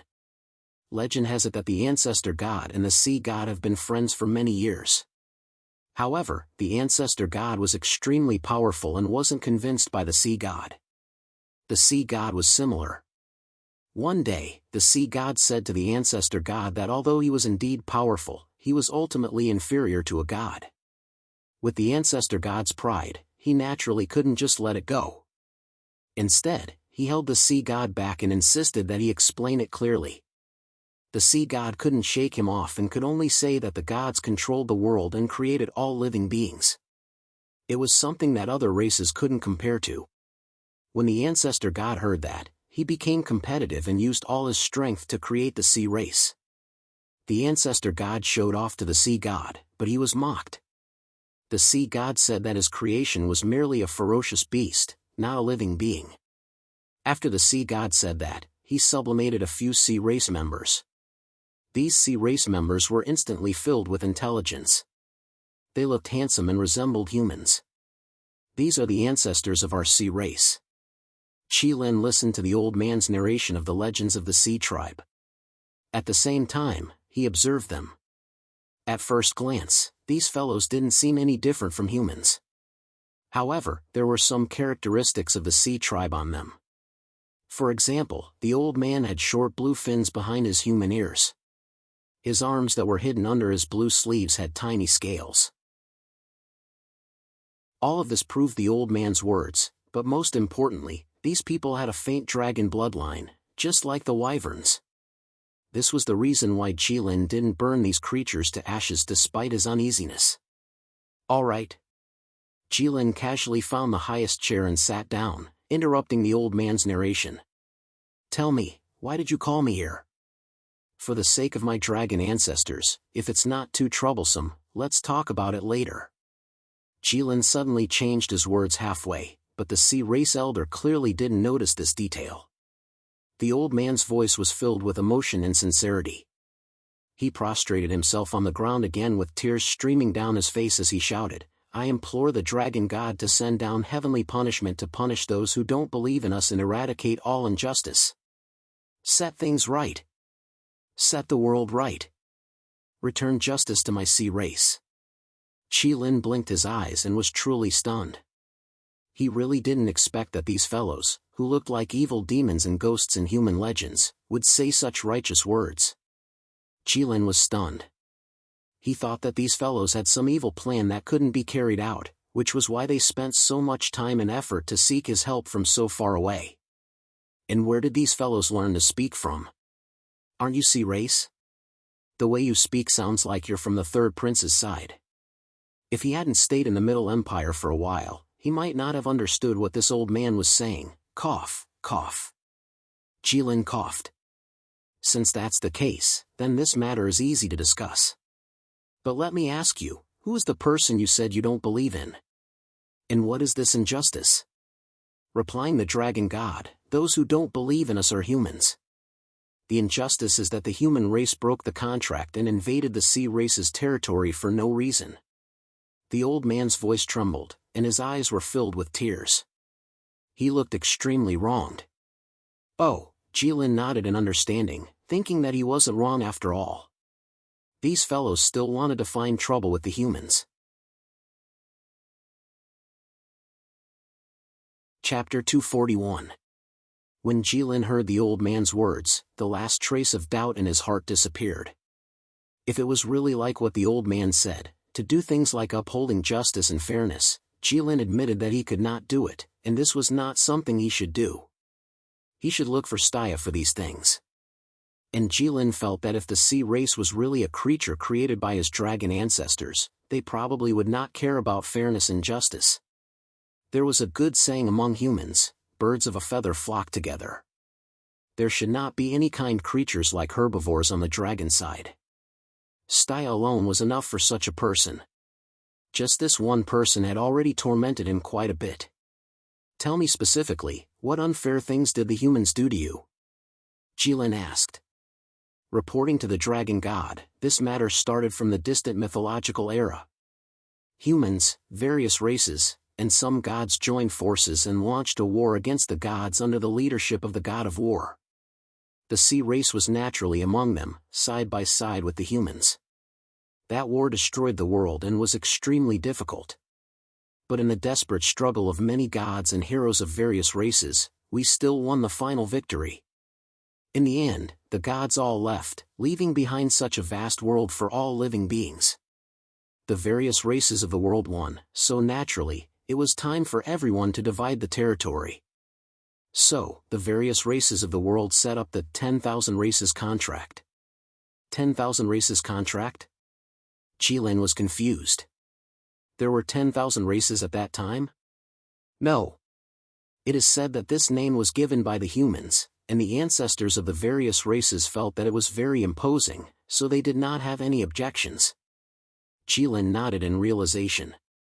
He thought that the humans' habit of exaggerating things was actually passed down from their ancestors. The old man saw that Jilin did not seem to have anything to say, so he continued. According to the 10,000 races contract, each race lived in one place and did not interfere with or invade each other. The various races banished the most ferocious orcs, who were in the Chaos Camp, into the barren southern wilderness. The elves found an island and lived in seclusion. From then on, the sea belonged to the sea race. The mountains belonged to the dwarves. The plains belonged to the humans. The forests belonged to the magical beasts. The sky belonged to the feather race. The rivers and lakes belonged to the spirit. That was how it should be. However, the peaceful lives of the various races did not last for more than a few decades before the naturally greedy humans began to covet the territories of other races. Then, they developed in secret and brazenly broke the contract of all living things. The other races were not prepared and were caught off guard. In addition, the humans had the advantage in numbers and were indeed powerful. The other races were beaten to the point that they did not have the slightest ability to fight back. Humans needed to drink water, rivers, and lakes. That was why the Lingxia race, who did not like to fight, had been exterminated. The humans didn't like the harpies flying above their heads, so they shot the harpies down with arrows. Countless wings were stained with blood. Humans claimed that they were protecting themselves. When magical beasts attacked humans, they invaded the forests of magical beasts in the name of revenge. As a result, all magical beasts could only live in the depths of the forest.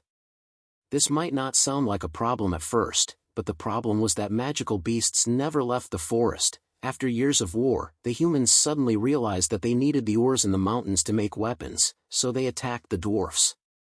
At that time, the dwarves were evenly distributed across the mountains of the world. They were unable to resist the oppression of the humans. After many years, humans finally occupied half of the world. However, they were still not satisfied. They expanded their forces once again, driving the already barren beastmen to an even further south region. The actions of humans are too innumerable to be recorded. Heh. Jilin listened to the elders' complaints about the humans and actually laughed. Jilin thought that the sea race actually knew how to use idioms. However, the sea race did not know what was going on. They would never have thought that this godlike megalosaurus would actually ridicule them in his heart. Startled by Jilin's laughter, the elder did not continue speaking. He raised his head and looked at Jilin. "Oh, it's nothing." Jilin waved his hand. "Go on. What you've said does prove that humans are guilty of the most heinous crimes. However, what does this have to do with the sea race? After all, no matter how greedy humans are, they can't snatch the sea race's territory, right?" Originally, that was the case. However, according to the agreement between the sea and the land, whenever the sea submerged the sand, the land would belong to the sea race. When the tide receded and the land was exposed again, only then would it belong to the humans. However, in order to monopolize this land, the humans built a city gate at the mouth of the sea to block the water. From then on, the sea race was not allowed to set foot on land. Jilin pondered for a moment and slowly said, "I see. Then you called me here because you want me to help you flatten the Comwind Pass? We don't dare to trouble Lord Dragon God to do it." The elder hurriedly said. "We only want to ask Lord Dragon God to remove the seal on our bodies. This way, we will naturally take what the sea race deserves." "What seal?" "We sea race are naturally afraid of flying dragons. We cannot resist. We hope Lord Dragon God will grant us this favor." Jilin really did not know who this old man learned these words from. He was even biting on words. No. Jilin said. "What you are saying is not because of who placed the seal on you. It is because you are all created by dragons. Naturally, you will have an instinctive sense of fear towards dragons. This is your instinct, a characteristic of the sea race. You can consider it as an indelible flaw left behind by the ancestors of the dragon race when they created you. If you insist on removing this flaw, I'm afraid you will die because of it. In the words of humans, this is probably innate. No one can do anything about it. But, why would humans dare to rebel against the gods? Weren't humans created by the gods too? You said it before. When it comes to creating living beings, the dragon race is indeed no match for the gods. Creatures created by the gods do not have such an obvious flaw. Could it be that the heavens really want to destroy the sea race? The elder looked up to the sky and roared, his expression agitated. What are you shouting for? I say, you are from the sea race. Why are you acting like a human? Jilin finally could not hold it in. You are blaming the heavens for a small matter? And the heavens want to destroy you? Does the heavens know you? Lord Dragon God, you are right, the elder was stunned. He trembled as he squeezed out these words. It was obvious that he did not know what to say anymore. How is this something that a megalosaurus that could rival the gods would say? This is actually not difficult, Jilin said. I hope Lord Dragon God can give me some pointers. The elder said. I will help you call those flying dragons away and give you a chance to fight fairly. The rest will be up to you, Jilin said with a smile, his face full of evil intentions. Jilin did not have the slightest favorable impression of any human empire. However, if he had to say which country he hated the most, it would definitely be the Divine Dragon Empire. The reason was obvious. No creature familiar with Jilin dared to mention the 3 words Dragon Knight in front of Jilin. Aisha and Staya, who knew Jilin the earliest, even thought that Jilin did not know that there was a kind of person in the world called Dragon Knight. Ewing and Jilin had heard someone mention it once in the Divine Dragon Empire. However, at that time, Ewing thought that he had concealed it very well and felt that Jilin should not have noticed. At the same time, he deliberately ignored the fact that Jilin had a photographic memory. However, what they did not know was that long before them, there was a human who had led a group of people into the Red Dragon Palace. That person's self-introduction was, Great Holy Megalosaurus, I am the commander of the Dragon Knights from the Divine Dragon Empire, Titus Lauren. Dragon Knights, dragons. Riders. Knights. At that time, Jilin had made up his mind that if he had the chance, he would definitely erase this so-called empire from the world. Now, the Oceanids had suddenly appeared and wanted to do this for him, saving him a lot of effort. Jilin did not mind going with the flow and helping them.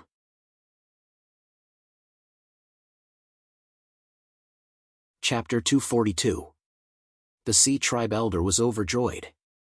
Although he didn't understand what Jilin meant by a fair battle, to the Divine Dragon Empire, if all of their wyverns were to be transferred away, would there still be any fairness? Wouldn't that be like a bird losing its wings and a beast losing its claws and fangs? However, this didn't stop the elder from nodding and praising Jilin for being wise and mighty. He had never thought of having a fair battle with humans. Of course, humans did the same to the Sea Tribe. In that case, the entire Sea Tribe thanks Lord Dragon God. The Sea Tribe Elder kowtowed. Well said. Jilin smiled casually. How do you want to thank me? How? The elder's mouth twitched, and the corners of his eyes twitched. He almost died before he could catch his breath. He thought to himself, no matter what, you're still a high and mighty member of the dragon race. Aren't you afraid of lowering your status by directly asking for benefits? Jilin obviously wasn't afraid. Or rather, he didn't think that asking for benefits was lowering his status. When he was planning to rob humans, Staya had told him that the world should be fair if one didn't work and didn't get anything. Jilin felt that if Staya, a princess of a country, could say something like that, it was enough to prove that it made sense. Since that was the case, it should be the other way around. If he worked, he should naturally get benefits. This also made sense. Although the Sea Tribe Elder was stunned, he was still a man standing at the top of the Sea Tribe. He had ruled the Sea Tribe for many years, and his mind worked very quickly.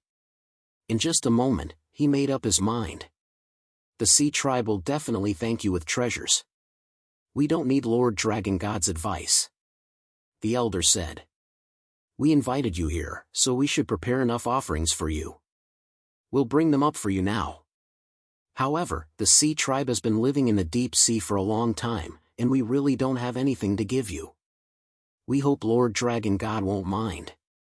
Although the elder said that he didn't have anything to give, his old face was filled with pride and confidence that even the countless wrinkles couldn't hide. He was clearly saying, "We'll definitely satisfy you."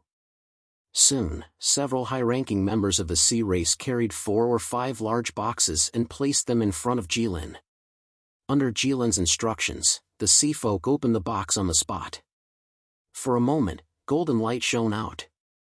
Boxes of golden sand. A translucent blood coral that was half the height of a person. Piles of large pearls and gemstones of various colors were randomly placed. Jilin nodded in satisfaction. No wonder the old man was so confident. Jilin and the old man were both satisfied and proud. However, the moment the other members of the sea race saw these chests, their expressions became very interesting. It was as if they had chewed 2 bitter gourds. These treasures were huge in quantity and varied in variety. One could tell at a glance that they were not prepared at the last minute. This was the offering that the oceanic race used to worship the ancestor god every year. As a race created by the dragon race, the sea race naturally knew the preferences of the dragon race. Thus, they spent some effort and used the strength of their entire race to gather these few boxes of treasures. Every year, when they worshipped the ancestor god, they would bring them out from the warehouse to support the occasion. These things weren't money in the eyes of the Oceanids. After so many years, these treasures had not even been opened, let alone drawn and used by others. Speaking of which, this was the first time they had opened a box in all these years. They didn't expect that they would all be taken away by someone just like that. Jilin casually put away these treasures and looked at the old man. 2 days later, there won't be a flying lizard in front of Calm Wind Pass. Since she had received money, she had to do things for them. This was Aisha's creed. Jilin also felt that this was very reasonable. In that case, many thanks to the dragon god. The old man cupped his fists and bowed. When he raised his head again, Jilin had already disappeared. Only a series of shocked and complicated gazes were left. He was elusive and elusive. The old man was still praising in his heart, but when he followed everyone's gaze, he realized that there was another big hole in the roof of the Crystal Palace. Damn it! If you want to leave, can't you just go back the way you came? At this moment, even the old man, who had always acted shrewdly in front of Jilin, couldn't help but curse in his heart. Father, a sea girl in a white dress gently walked to the old man's side and called out in a low voice. The old man turned his head and glanced at her. When he saw that it was his most beloved eldest daughter, the anger in his heart instantly subsided by half. He sighed and said, "Cheong-er." When Cheong saw that her father wasn't as angry as she thought, so she continued, "Father, this time we tried to summon the dragon god, didn't we want to?" When he took his daughter's hand and patted it gently. Father knows that this time we wanted to ask the dragon god to directly attack Calm Wind Pass. But, we can't. We still have to do it ourselves. Why? When Cheong didn't understand. With the dragon god's strength, destroying Calm Wind Pass is as easy as lifting a finger. You're trying to say that as long as we guide the dragon god a little, we can use him, right? When Yi stared at his daughter. When Cheong was startled and slowly lowered her head. Although Wen Ye's words seemed a little disrespectful to the dragon god, that was indeed what she meant. When Wen Yi saw that she didn't speak, he knew that his guess was right. Actually, your thinking isn't wrong. Wen Yi said, in the eyes of the various races in the world, the gods are never omniscient and omnipotent. They're just a kind of powerful creature who's far away from the human world and whose strength is unparalleled. So we can often see in the legends of various races that there are people who use their wisdom to deceive the gods and gain benefits from it. If the dragon god's performance just now was really like that of a god, I wouldn't hesitate to carry out the plan we've drawn up before. But this dragon god really isn't like a dragon at all. His actions are more like a human's. He has a human-like mind and can understand the tongue-twisting words of humans. He can find the loopholes in our logic and seize the opportunity to gain benefits for himself. The dragon race loves gold and treasures, but there's only one who doesn't care about his status like this one. Of course, praying to the gods only requires faith. But if you want to ask for help, you have to pay a price. But calm wind pass. What's the point of a calm wind pass without dragons? Without the shackles of our own bloodline, we, the sea race, are the kings of the world. But how can we be sure that the dragon god will definitely transfer the wyverns away? When he stroked his daughter's head and chuckled calmly, there's no need to worry about this. The dragon god can't bear to see a wyvern that looks like him being ridden by a human and working for the humans. After all, a wyvern will still be a wyvern. So, as long as the dragon god arrives at Calm Wind Pass, there won't be a single wyvern left. Next, it's time for the sea race to take revenge on the humans. When Wenqiong heard this, she instantly heaved a sigh of relief.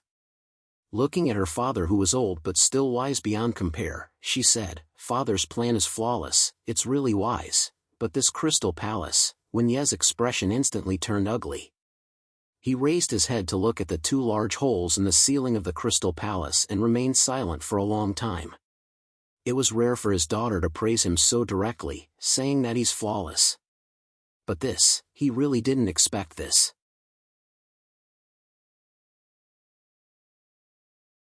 Chapter 243. 50 miles behind Calm Wind Pass was a huge plain. This was the place where the entire Calm Wind Pass relied on for survival. Although the Divine Dragon Empire believed that no one would plot against Calm Wind Pass, this was still an important military base. Normally, no one would be allowed to approach this place. But now, this place had suddenly become bustling with activity, a cauldron of voices. There were people everywhere, making this usually empty plain seem a little crowded. These people and piles of resources were the support the Hero King had given to Calm Wind Pass this year. 3 well-trained armies, countless military equipment, magic crystals. This was not all. The Hero King had even issued the highest-level national mission to the newly established Adventurer Guild to reinforce Calm Wind Pass. Therefore, countless adventurers from all over the world had gathered here. Their numbers were actually comparable to the army sent by the Hero King. Several tens of thousands of adventurers occupied half of this open space. They were separated by an invisible line, clearly separated from the Divine Dragon Empire's army. On one side, the army was orderly, with people standing guard. Their movements, sitting, and sleeping were all orderly. The camp was neat and orderly. On the other side, most of the adventurers were casually lying on the ground, resting with their eyes closed. A temporary stove was set up beside them, cooking potatoes or stewed meat in the pot. The adventurers were all sprawled on the ground, looking extremely lazy. They did not have any vigilance that adventurers should have. The Divine Dragon Empire soldiers looked at the camp from time to time, feeling that it was a little too polite to describe it as dirty and messy. Although they could not stand it, no soldiers crossed the line to say anything. Firstly, they could not do anything about it. Secondly, the adventurers were here to reinforce Calm Wind Pass. In the adventurers' camp, a warrior wearing white full-body armor sat beside a bonfire. This warrior's face was completely hidden under his helmet, making it impossible to see what he looked like. The only thing that could be determined from his body shape was that he was male.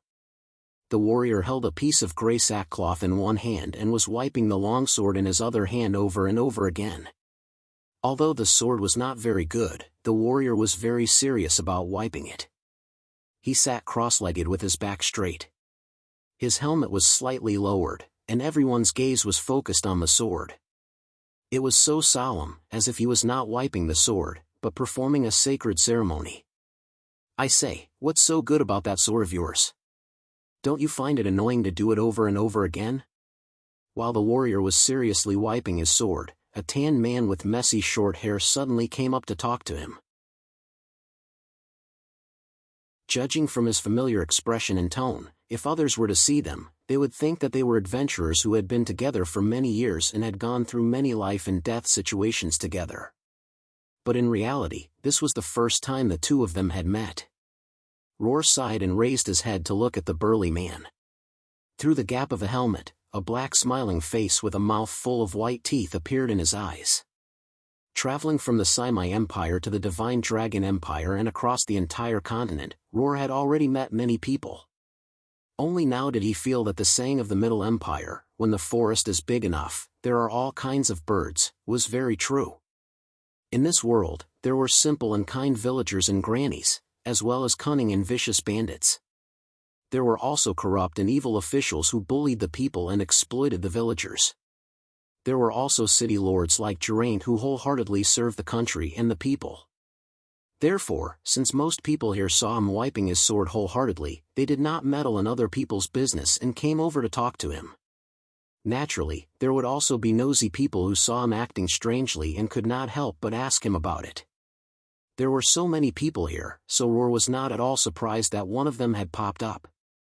Roar lowered his head again and said calmly but seriously, "Wiping the sword can calm my heart. This is very important before the battle begins." Roar said something extremely pretentious in order to end the conversation. According to his imagination, this seemingly simple-minded burly man in front of him would show him a disdainful expression in the next moment, then turn around and leave.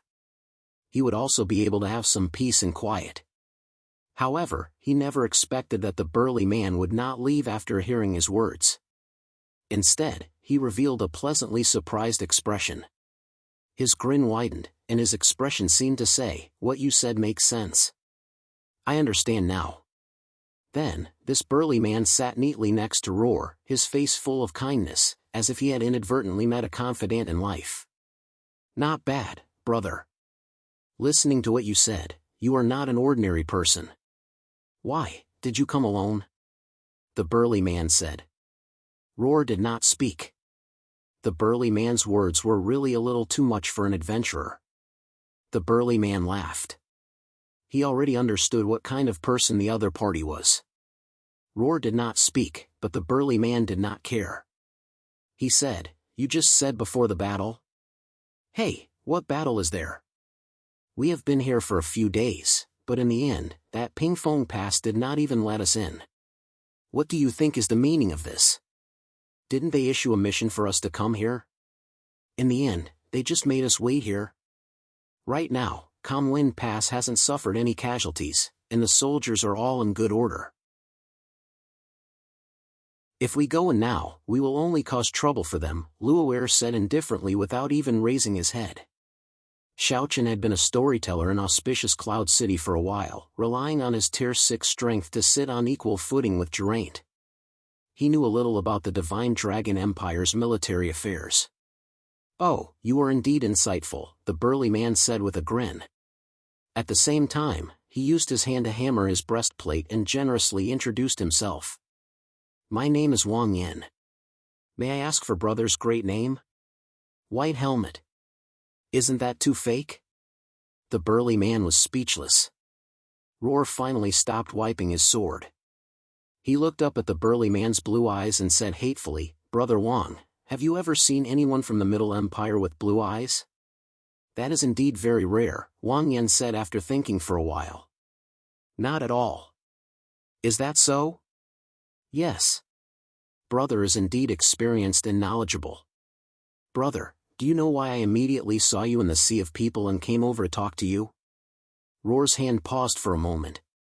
Although he hoped that the burly man would say something else and not make it sound so ambiguous, he really wanted to know the answer to this question. As a human hero appointed by the God of Light, Xiaochen knew that he was not strong enough. Hence, he always hid his identity and kept a low profile. This was the same for his armor.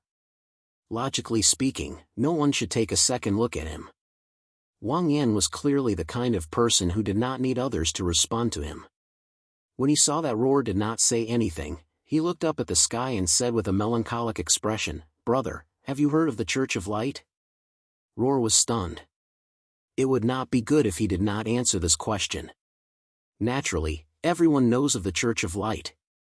When you were wiping your sword earlier, you looked very much like those believers of light who prayed to the gods. You looked very pious. Yes, pious. The burly man had a nostalgic expression as he spoke. Are you very familiar with the Church of Light? The burly man hesitated for a moment and said slowly, I stayed there in my early years. As the burly man spoke, he raised a finger and a weak holy light slowly lit up between his fingers. Obviously, Wang Yan's attainment in the holy light was not high. However, even if the holy light was weak, it was enough to prove his identity as a member of the Church of Light. Roar finally put down his sword. Even in the farthest place from the Saimai Empire, he was able to meet a fellow countryman. What else was there to say? The Saimai Empire is very far from here. Roar sighed. Why are you here? Wang Yan was stunned and said happily, fellow countryman? Yes. Roar nodded. His attitude was obviously much better. Ha! Wang Yan was happy. I knew it. Why do I feel so close to you? Ha! Roar was also happy. Brother Wang, do you want me to introduce myself again? Hey, hey, hey! Wang Yan quickly stopped Xiao Chen. Since they were fellow countrymen, he naturally had to take care of Xiao Chen. There are too many people here. There might be people with ulterior motives. Let's not talk about your real name. From the looks of it, you probably don't want others to recognize you, right? We are all in the same boat. There is no need for us to know each other. Don't you think so? Brother Wang is right, Roar said with a smile. Brother Wang, are you a holy knight? Nope. Then there are not many like you in the Church of Light. Haha. I did not stay in the church for long. Brother Wang, why are you here? To earn money. The Divine Dragon Empire's national missions pay a lot. Brother Wang, it is not easy to earn money here. I have never seen the oceanic race in my life. The sacred scripture of light said that these monsters came from the deep abyss and ate people without spitting out their bones. Just listening to it makes me feel disgusted. Then why are you here? Sigh. There is no choice in this world. Say, when do you think we can go on stage? We have already been here for a few days. Since we are not allowed to enter Wind Pass, it means that they do not need us. If everything goes smoothly, they probably will not let us go on stage. Ah. Doesn't that mean we came here for nothing? Isn't that good? There will be a lot of people who will survive. That is rather good. Wang Yan wanted to say something, but Roar stood up for some reason.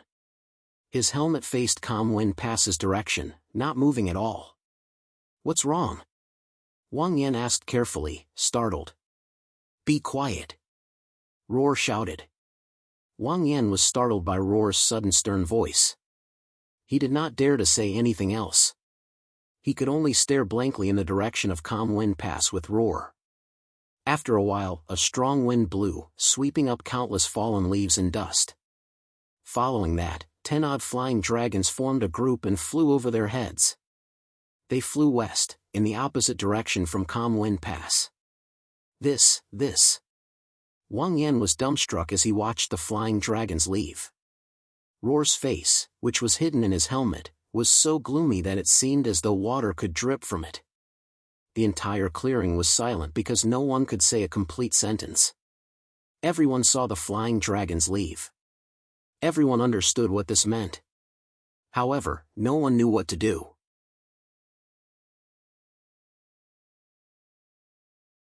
Chapter 244. The wyverns had flown away. This was a fact that everyone could see. But for the vast majority of people, they wished that they had never seen this. What's going on? Wang Yan stuttered for a long time before finally speaking.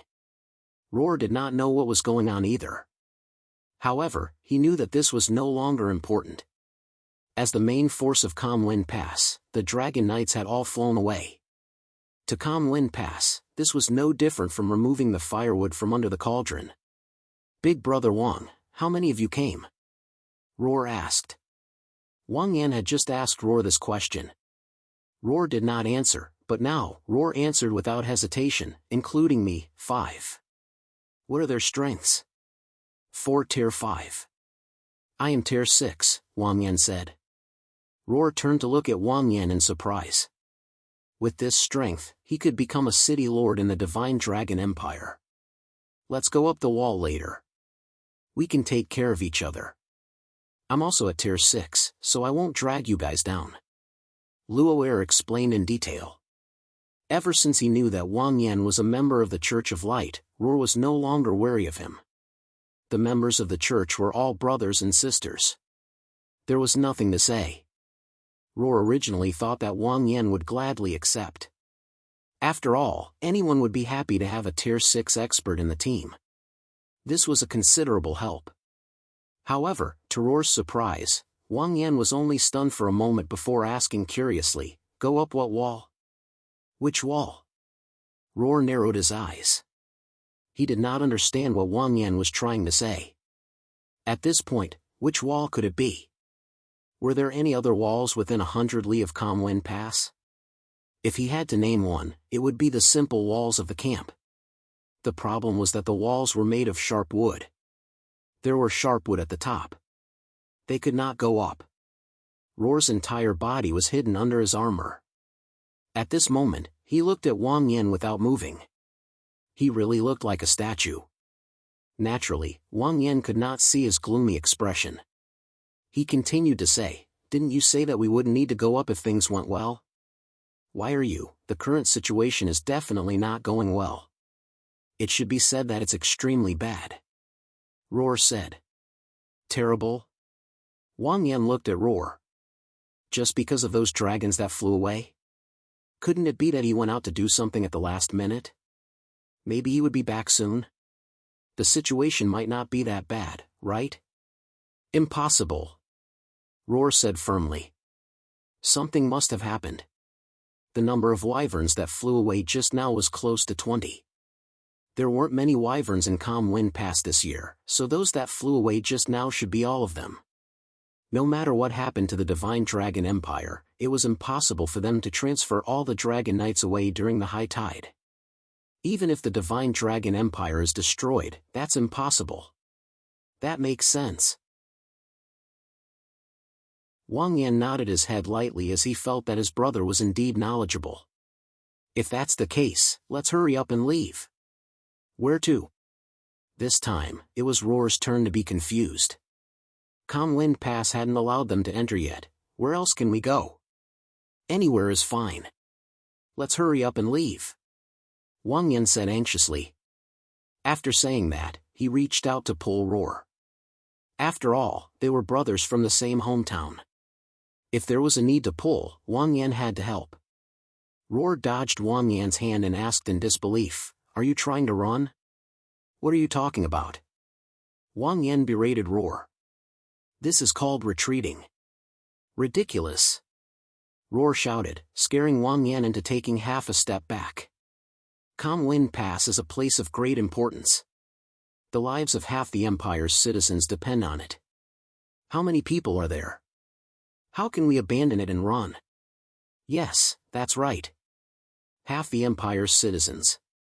However, this is the Divine Dragon Empire, and we are people of the Saimai Empire. Wang Yan said anxiously. He didn't understand what this little brother of his was doing. If they didn't leave now, it might be difficult to leave later. "So what?" Roar said. "Others might not know, but do you think we don't? The Divine Dragon Empire is at the easternmost part of the continent, while we are at the westernmost part. You and I know best how far we are from each other. Even if this Calmwind Pass falls, will it harm our Saimai Empire?" Wang Yan said anxiously. He hoped that this brother of his could quickly understand this logic and leave with him. Although the two of them were strangers who met by chance, it wasn't easy for them to cross the continent and meet from the same hometown. The two of us left our homes and suffered hardships along the way. How can we throw our lives away here for the sake of another empire's citizens? Since this matter didn't concern him, why should he meddle in other people's business? He might be called Wang Yan now, but he wasn't someone from the Middle Empire. "What are you saying?" Roar said. The people of the Divine Dragon Empire are also people. They are all bathed in the radiance of the radiant God. They are no different from us. Hey! You came all the way here from the Simai Empire. Why are you still so stubborn? All living things under the heavens are children of light. Only people from the Church of Light believe this. If you say this to others, how will they look at you? They don't need you to care about them. Didn't you hear the saying when you passed by the Middle Empire? It's called, take care of yourself when you're poor. Wang Yan said. Of course, I've heard this saying before. I also know that there's another saying, take care of the world when you're great. You're just a level 6. Can you be considered great in this land? You won't be able to be picked out from a crowd. Those who are truly great have already entered Calm Wind Pass. Wang Yan said with a glare. He wondered why this brother of his didn't know the immensity of heaven and earth. Brother Wang, what are you here for? Luoer was beginning to understand. Didn't I make it clear before? It's to earn money. Just to earn money? What else? There are so many missions that can earn money. Why do you insist on doing this? Brother, the others aren't easy to do. Moreover, this is the most suitable. Brother, let's hurry up and leave. Some of them have already gone far away. Roar was shocked when he heard this. He looked around. Roar only felt a wave of dizziness when he looked around. Luckily, he didn't collapse. The scene was just as Wang Yan had said. Many adventurers had already started to pack their things and were preparing to leave. There were even some who didn't have many things and had already finished packing. At this moment, only their backs could be seen from afar. Roar had been too agitated and angry earlier and didn't notice this at all. Luoer finally understood that these people did not come to help because they saw that Calm Wind Pass was at risk of being lost. They only came because of their kind and brave hearts. They were here purely for the bountiful rewards of the Empire's mission. It was very pure. For someone like Wang Yan, although his strength was not considered top-notch in the entire continent, if he was placed in a remote village, he would still be a tyrant. Such a person was naturally much stronger than the ordinary soldiers in Calm Wind Pass. Therefore, they were confident that they could blend in with the soldiers and hunt the Sea Tribe without risking their lives. Why not? However, now that Calm Wind Pass had lost its wyverns, the suppression of the Sea Tribe was gone. These adventurers no longer had the confidence to retreat unscathed from Calm Wind Pass. Seeing that the losses outweighed the gains and the risks were too great, they decisively left. Were these the experts of the human race? Were these the adventurers who occupied the resources of the human race and received the support of the various empires? They were all vile people who only knew how to seek benefits and avoid harm. Hey! As Roar was wearing a helmet, Wang Yan couldn't see his expression. He thought that Roar was just standing there in a daze because he couldn't accept the reality and hurriedly pushed him. Hurry up and leave. What are you still doing here? It's not appropriate. Roar took a deep breath and forced himself to calm down. He knew that Wang Yan was doing this for his own good, so he suppressed his anger and didn't say anything. He only said calmly, Brother Wang, you can leave by yourself.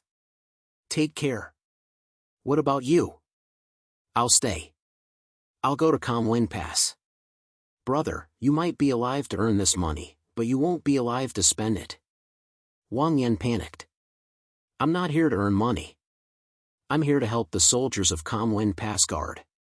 Wang Yan was stunned. You want to die? No, I'm here to guard the pass.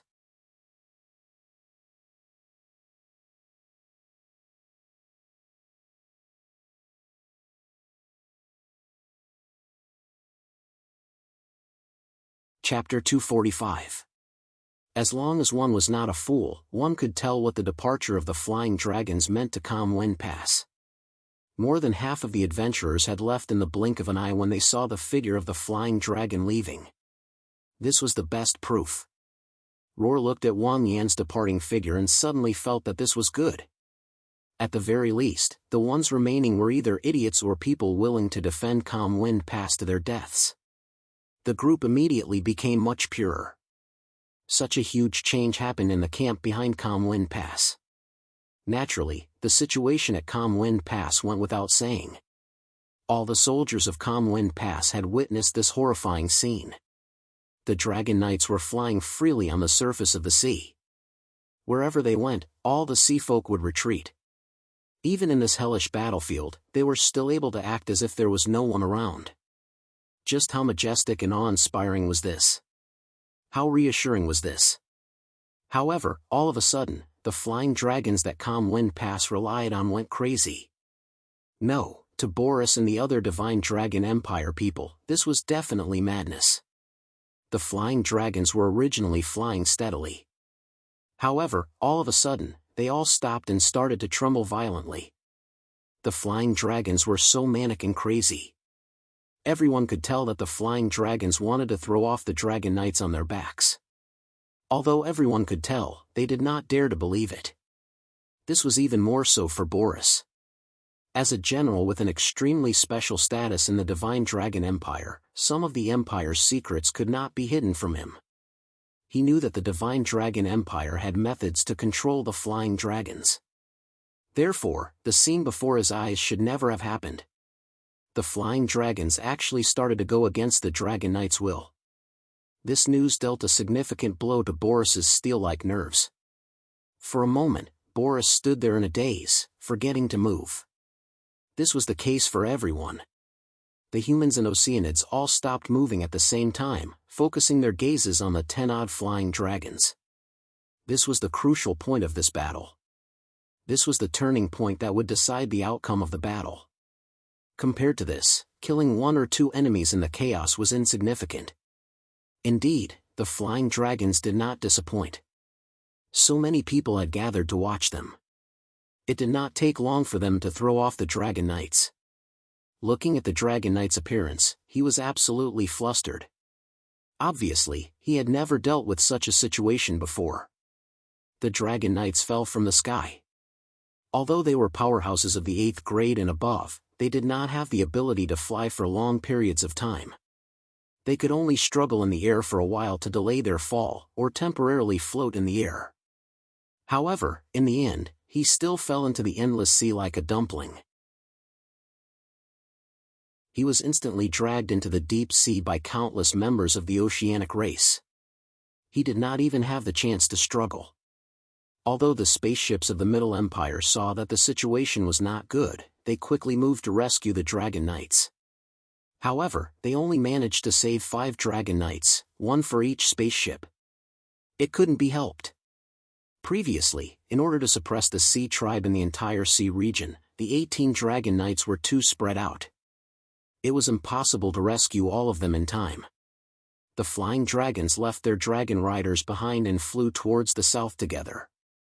They were extremely decisive and did not even look at Calm Wind Pass. The surface of the sea was boiling. All of the sea folk cheered. It had been their wish for many years that there were no dragons in the sky. Now, he finally got what he wanted. Today was the day to wipe away the humiliation he had suffered. An eye for an eye. How could the oceanic race not be wild with joy? Calm Wind Pass was deathly silent. Some looked at the endless sea and the countless members of the oceanic race, while others stood up and turned to look at the sky in the west. Their eyes were lifeless, and their mouths were slightly open. As for what these people were thinking, no one knew. They might be thinking a lot, or they might not be thinking at all. Bose, on the other hand, was thinking a lot in an instant. It was not a practical question like why are the flying dragons acting so strangely. Rather, it was a complicated thought like why isn't this F*King world exploding? The heavens want to end my Calm Wind Pass. The heavens are punishing the human race. Bose was silent for a long time. He looked at the endless enemies in front of him and muttered to himself. Other than these useless laments, he really did not know what else to say. General Bose, what should we do now? Li Gui was indeed a member of the imperial family. He was the first to react at this time. Things had already happened, and the flying dragons had already flown away. There was no point in haggling over it now. It was better to use this time to think of countermeasures. Bose turned to look at Li Gui in a daze. What should they do? Bose also wanted to know. Although Bose had guarded Calm Wind Pass for several decades, there had never been a time when Calm Wind Pass was like this, without a single flying dragon. Bose really wanted to say, "Go to hell. How many times can you fight like this?" However, he could not. 30 years ago, Bose had no problem saying this. Back then, he was just an insignificant general in Calm Wind Pass. He could say anything he wanted, and it did not matter. However, he was now the highest-ranking general in Calm Wind Pass. Furthermore, he had been in this position for 20-odd years, not taking a single step out of Calm Wind Pass. His reputation in Calm Wind Pass was already like the sun at noon. Even the first prince of the Middle Empire and the Divine Dragon Empire's legendary experts had to listen to Bo's orders. Even if the Hero King wrote a private letter to Bose, the Hero King would have to consider the wording carefully and be polite. If too few Dragon Knights came, the Hero King would have to apologize. With Bo's status and reputation, these words could not be casually said. There were still half of the Empire's citizens behind him. Given the ferocity of the Sea Folk, they would not be able to leave in time once Calm Wind Pass fell. Moreover, after so many years, so many of his brothers had died in Ping Fong Pass. Old Cat, Old Rat, Big Guy, these were the brothers who had joined the army with him. They ate and lived with him. Now, he couldn't even remember their real names. They had died too early. Over the years, Bose had personally seen countless brothers die at Calm Wind Pass. The blood they shed could wash Calm Wind Pass, known as the #1 pass in the world, 3 times over. These brothers were still watching. Now that the flying dragons were gone and could no longer suppress the Sea Folk, he was not going to defend the pass. Was he going to bring his men and leave? Bose felt that he could not do it. He also did not have the right to do so. No one had the right to do so. His brothers who died in battle risked their lives to defend this pass. This was their pass. The only thing Bose could do was help them defend it. Even if they could not defend it, they would die here. Otherwise, how could he face them after he died? Bose used only 2 breaths of time to sort out his thoughts. Then, he said to Li Gui, "What else can we do? We can only fight to the death. General, you are valiant. I, Gui, am deeply impressed." Hearing this, Li Gui carefully tidied his clothes and cupped his hands in salute. He said sincerely, "It is my duty. Your Highness, you don't have to do this. Do you really plan to resist the rising tide without the flying dragons?" Flay, who was at the side, asked. "I have never planned to do so." Bose said, "But I must do so." "General Bose, do you think that Calm Wind Pass can still be defended?" Flay asked. "It can be defended, but it can't be defended. Let's fight to the death. Until death do us part." Bose raised his sword and roared loudly.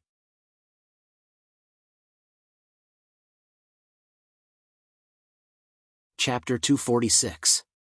There was once a detective who said, after eliminating all the impossible, the only thing left, no matter how unreasonable it is the truth. This was often the case for many things in life. When you were faced with a pile of options and didn't know where to start, you might as well cross out the ones that you absolutely couldn't choose. In the end, you would often find that there was only one option left. At that time, you would realize that you didn't have a choice from the start. You could only walk down this path. That was also the case for Bose. When he rejected many of the ideas in his mind that he couldn't do, he was left with only one option, which was to fight to the death. As for whether they could defend the pass or not, Bose didn't want to think about it. Regardless of whether they could defend the pass or not, they had to fight. Since that was the case, there was no difference whether he thought about it or not. There was no need to think about it anymore. The problem was that his subordinates had always risked their lives and fought bravely. They had always been able to defend the Calm Wind Mountain Pass. This way, everyone would fight with their lives on the line. Even if they died, it would be worth it. To protect the country, to sacrifice their flesh and blood to protect the peace of the area. This was the duty of a soldier. But this time, even Bose didn't think highly of it. He didn't even have a 20% chance of success. In such a situation, should he still let his brothers die with him? This was indeed a question worth thinking about. Brothers. Bose took out the City Lord token of Calm Wind Mountain Pass.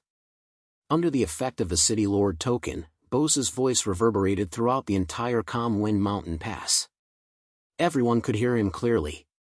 His voice was like a thunderclap.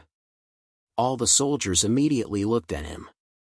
Obviously, they hoped that the general could come up with a more reliable idea at this time. Now that the flying dragon was gone, what should they do? Bose coughed twice and opened his mouth. Just as he was about to say something, the sea surface suddenly started moving. Yes, it was moving. The sea surface seemed to have come alive.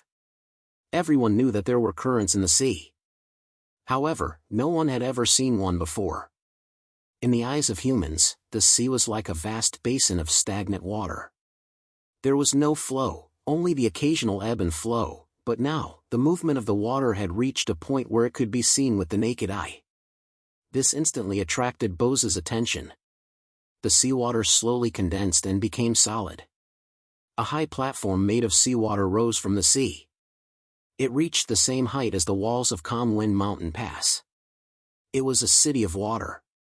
Looking at this magnificent scene, Bose knew that the real enemy was about to appear, and it just so happened that it was at the worst moment.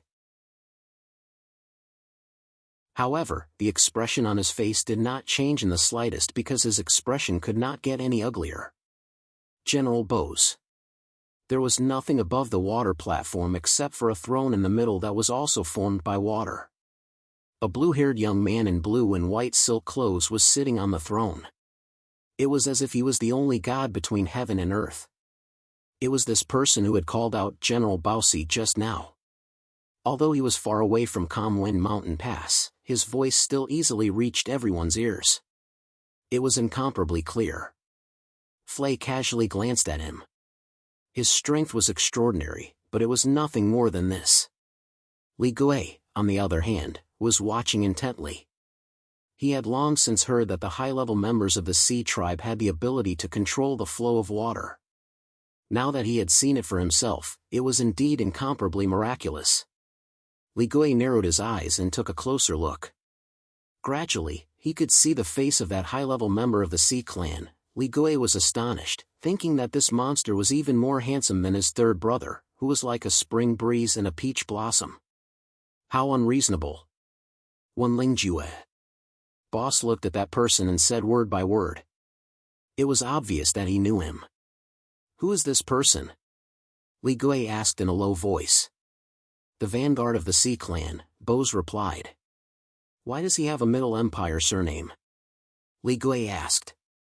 The Sea Clan's low-level members have no name or surname, while the high-level members all have the surname one. Why is that? Li Gui asked. How would I know? Bose opened his eyes wide. General Bose, who said that the Sea Clan's people have no name or surname? They have it, but you humans don't understand it, Wenlingjue said. Oh my. Li Gui suddenly turned his head and looked at Wenlingjue. He thought that he had already lowered his voice enough, but he did not expect that this monster would still hear him. Wenlingjue looked at him and nodded slightly. He smiled faintly, and his manners were impeccable. Li Gui felt that this monster was more and more like his third brother. The word one refers to the sun above and the water below. The ancestors said that it has the majestic image of the sun above the sea. It's an excellent word, so the Sea Clan's generations have used it as their surname, Wenlingjue said. Li Gui was very surprised. He thought that the monster had just casually come up with this surname and passed it down from generation to generation. He did not expect that he could actually come up with an allusion to it. According to the etiquette of the Middle Empire, this was a lesson learned. Li Gui was just about to salute and say, "Thank you for your lesson," when he heard Bose say coldly, "Wenlingjue, how many years has it been since we met face to face?" Wenlingjue sat on the throne and tilted his head. He frowned and thought for a moment before saying, counting carefully, "According to your human language, it should be more than 20 years. I remember when I ruined your face." Oh my! It's been so many years, why hasn't your face been cured yet? The treatment of the human race is not good. Do you need the Sea Clan to help you? So that you don't scare the other humans? Bose did not care about what he said. He was not a young lad anymore. How could he be so easily provoked? You have been hiding in the sea for more than 20 years. You don't go to the battlefield easily. Now that you have come out, do you want to talk nonsense like this? General Bose must be joking. Of course not. Then hurry up and say what you have to say. All right. When Lingjue thought for a moment and stood up from the chair. He used his hands to tidy up his clothes and said seriously, pass down the order of the Sea Emperor. The human Bose has guarded Ping Fong Pass for many years. Even if he dies, he will not turn back. Even if he is an enemy, I am deeply impressed by his courage and strength of character. I respect him greatly. Even if the general is very brave, today, the heavens are on my side. You will not have a chance to win. I am afraid that you will not be lucky enough to survive. General Bose is a hero and cannot bear to see a hero fall here. He specially asked the vanguard of the Sea Clan, Wen Lingjue, to stop the battle for 3 days. I hope that the general will withdraw from Ping Fong Pass as soon as possible and open the way for the Sea Clan to reach the shore. If the general does not understand the situation, Ping Fong Pass will fall after 3 days. When the nest is overturned, how can there be eggs intact? Whether you live or die, I hope you will consider carefully. After Wen Lingjue finished speaking, he raised his head to look at Bose. It was obvious that he had finished reading. He raised his head to observe the other party's reaction. Bose did not react. Instead, it was Li Gui who suddenly frowned. Why did the Sea Emperor's wording sound like a decree from the Middle Empire? Moreover, he had grasped the essence of it. There were not just a few simple sentences. Look at how complicated it was. General Bose, the Emperor is merciful and appreciative of you. May I ask why you are still hesitating? When Lingjue saw that Bose did not speak for a long time, he could only raise his head himself. The countless Sea Clan members were doing nothing here. They could not just wait for him alone. Bose stared at Wen Lingjue and said, as long as the pass is here, everyone is here.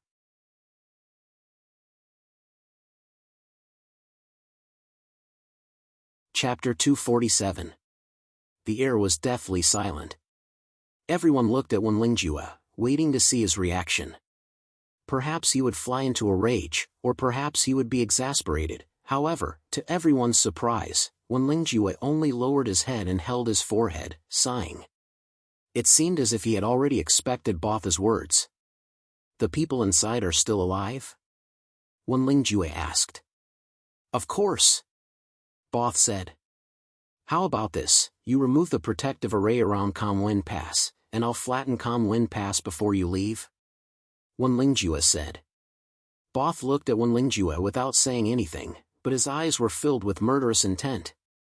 He didn't believe that Wen Lingjue didn't know what the words the people inside are still alive meant. How could he leave after flattening Kam Wen Pass? There was obviously a second line to this, which was the people inside die. Do you insist on seeking death? Wen Lingjue asked. Life or death, victory or defeat is still unknown. Why do you think you've won? Both said. At this moment, everyone was watching. No matter what, he couldn't lower his own prestige. Nonsense, why do you have to deceive yourself? Wen Lingjue said. Now that you've lost all your flying dragons, you have no way to suppress the sea race. Now, the sea race outnumber the human race by more than 100 times. Kam Wen Pass will fall without a doubt. As if to prove Wen Lingjue's words, countless sea race emerged from the sea. Countless sea race heads covered the entire surface of the sea, and continued to spread into the distance, endlessly extending to the horizon. Li Gui looked at this scene and felt as if he had arrived at the legendary 18 levels of hell. According to legends, there were countless evil spirits there. Each of them looked extremely ferocious, with red eyes and sharp fangs. There were scales on their faces, and they wanted to eat people. The people they ate would become part of them, and wait with them for the next person to come, General Both, are you still unwilling to accept the Emperor's suggestion? Wen Lingjue asked. Look at your brothers. They've been through life and death with you for many years. Are they willing to fight a battle with you that has no chance of winning? Both fell silent again. This was exactly what he had been thinking about. He had already made up his mind. If these soldiers wanted to leave, he would just let them go. There was no need to let these great men lose their lives because of his whims. Both's eyes slowly swept across his subordinates. Strangely, he didn't see a trace of avoidance in their eyes. They were full of fighting spirit. Suddenly, a man with unshaven hair, who looked like he hadn't washed his hair for 2 months, raised his spear and shouted. How many of my brothers have been killed by your sea race? I'm irreconcilable to you. You want us to leave now? How is it so easy? We are willing to fight to the death with you. Avenge our brothers. Avenge our brothers. We pledge our lives to defend Kamwen Pass.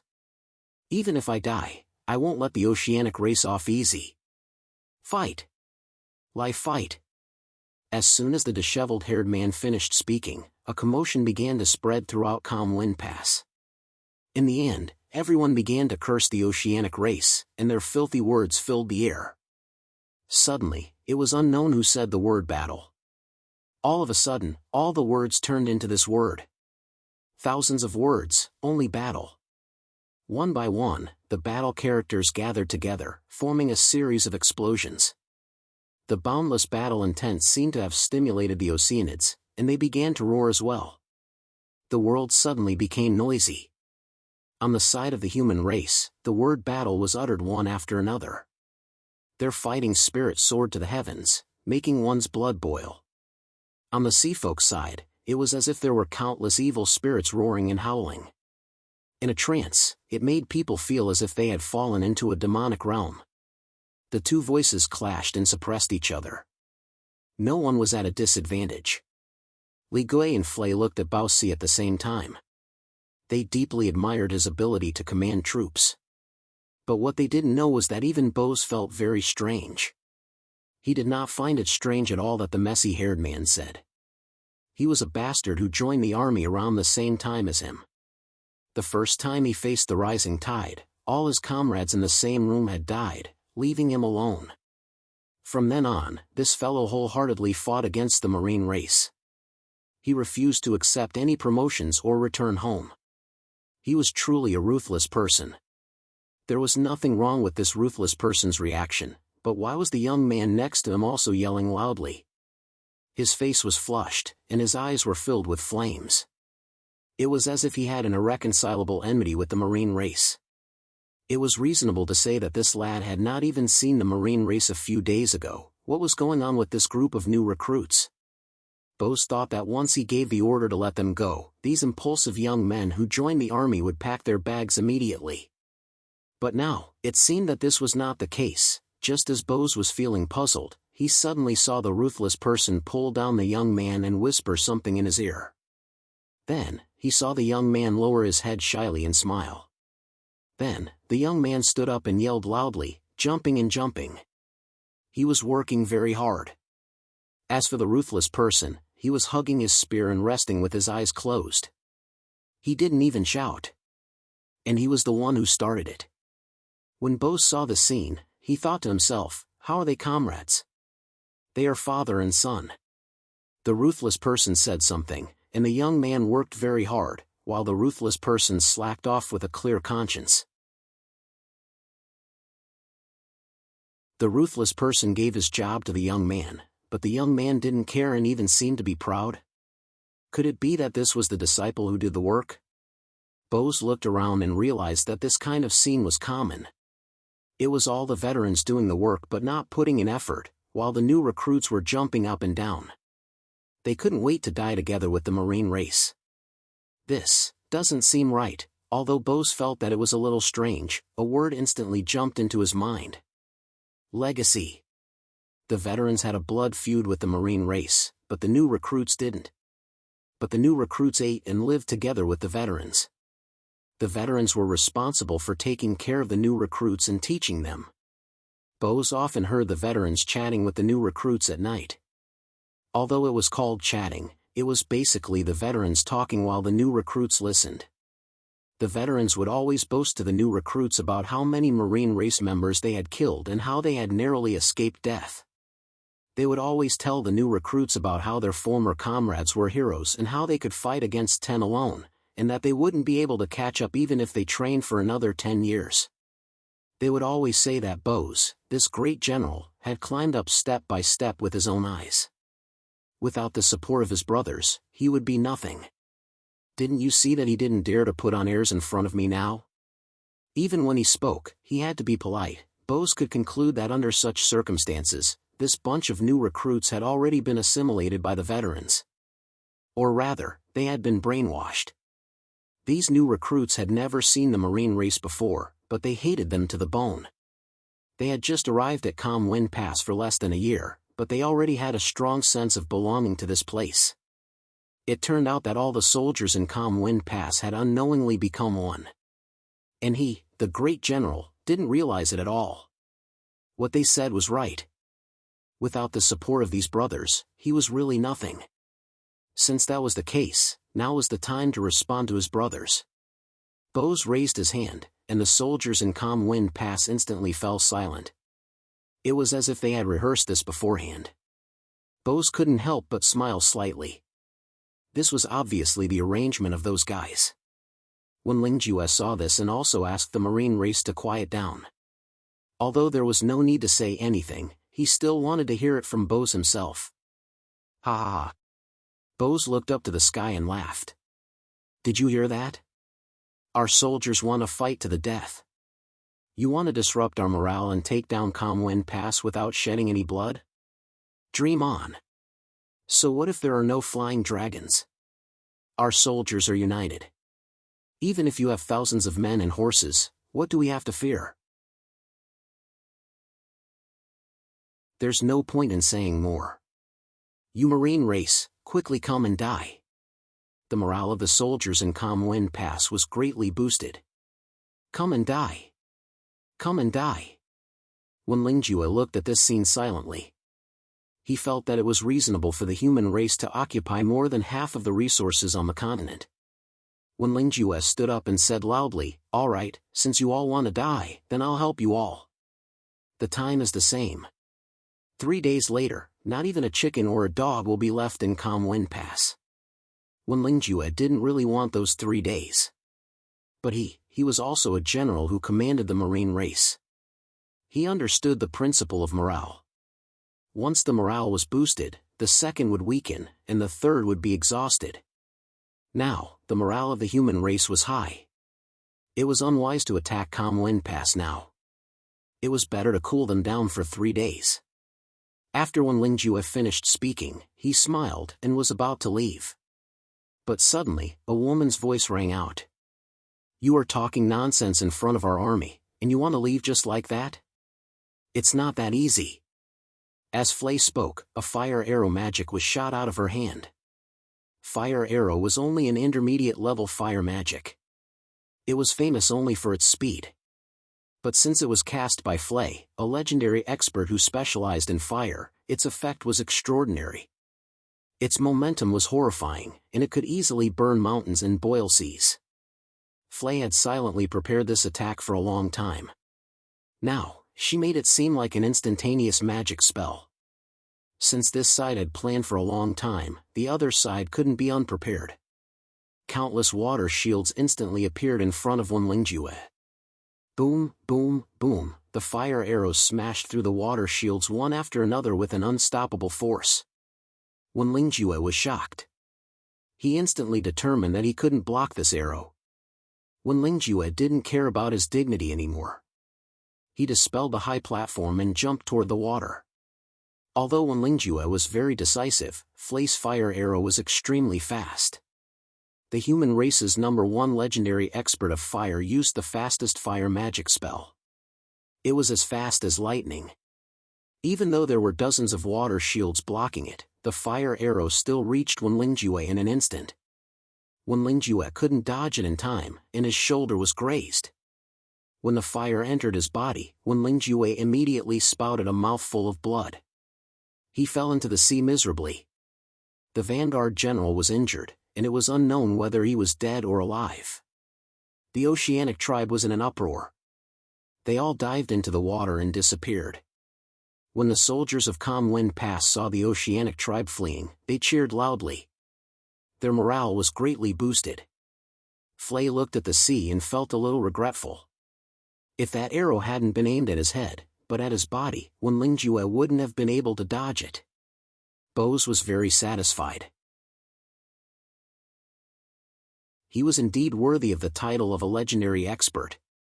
This was the first real confrontation between Calm Wind Pass and the oceanic tribe, and Calm Wind Pass had lost its advantage. The human race had gained the upper hand.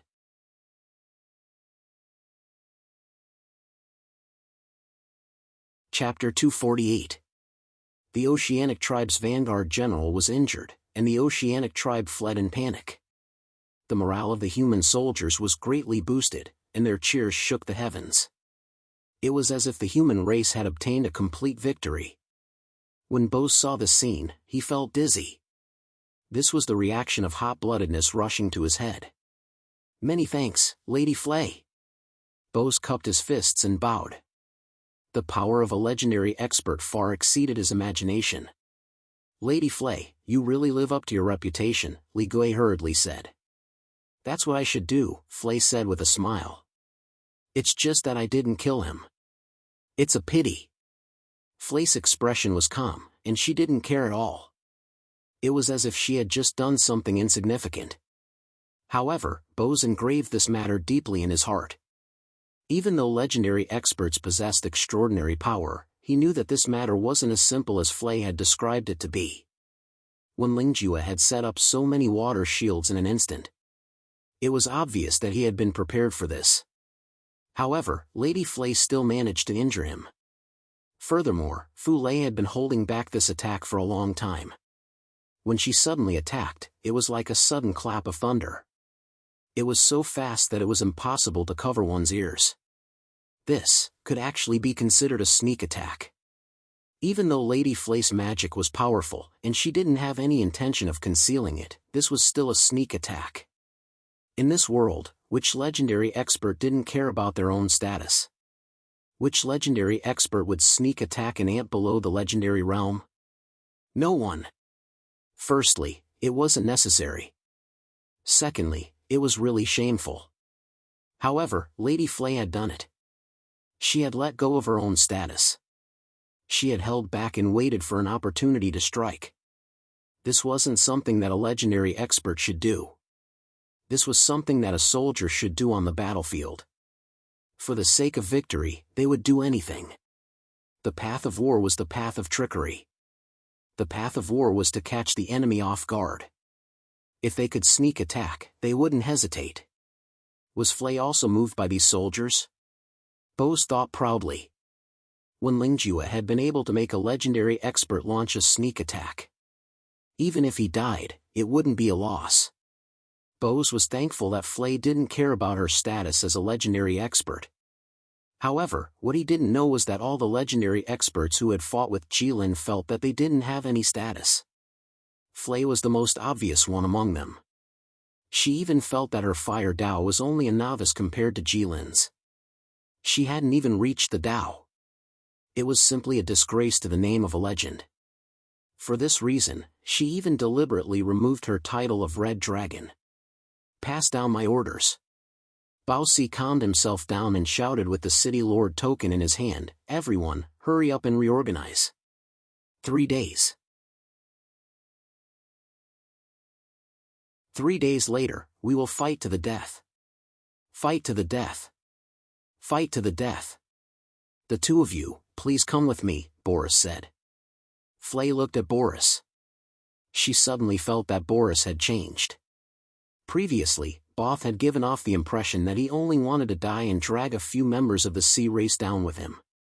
Now, if he wanted to defy the heavens, Li Gui was pleasantly surprised and said happily, "I've been waiting for this moment for a long time." From this moment onwards, Li Gui and the 5 golden flying ships he brought were considered to have truly integrated into the Calm Wind Pass camp. Previously, they had always been outside of the Calm Wind Pass tactical system. Although they had fought together, they had always fought individually. After saying that, Boris turned around and walked towards the general's hall that he had not used for many years. That was to formulate tactics. It was the place where he commanded the troops. Logically speaking, it was the most important place in the Calm Wind Pass. However, he had not used it for many years. This was because Boris had fought the members of the sea race for many years and was very familiar with each other. As they fought, they had already developed a set pattern. Every year, when the tide rose, everyone would just follow the set pattern. There was no need for them to formulate any tactics. However, this year, it was obvious that they would not be able to use their usual methods. Boris pushed open the door of the general's hall and walked to the main seat. Then, he asked Li Gui and Flay to take their seats. After that, he called over the commanders of the various troops and prepared to discuss official matters. Wenlingjue would not make a mistake in front of the 2 armies. 3 days was the final time for the human race to prepare. The arrow of fire that Flay shot out earlier was truly world-shaking. Wherever the fire arrow passed, the sea surface would be cut open and a neat crack would appear in the sea of clouds in the sky. It was as if a deity had taken a divine sword and slashed the clouds. The clouds were neatly cut open and an incomparably blue sky could be seen through the crack.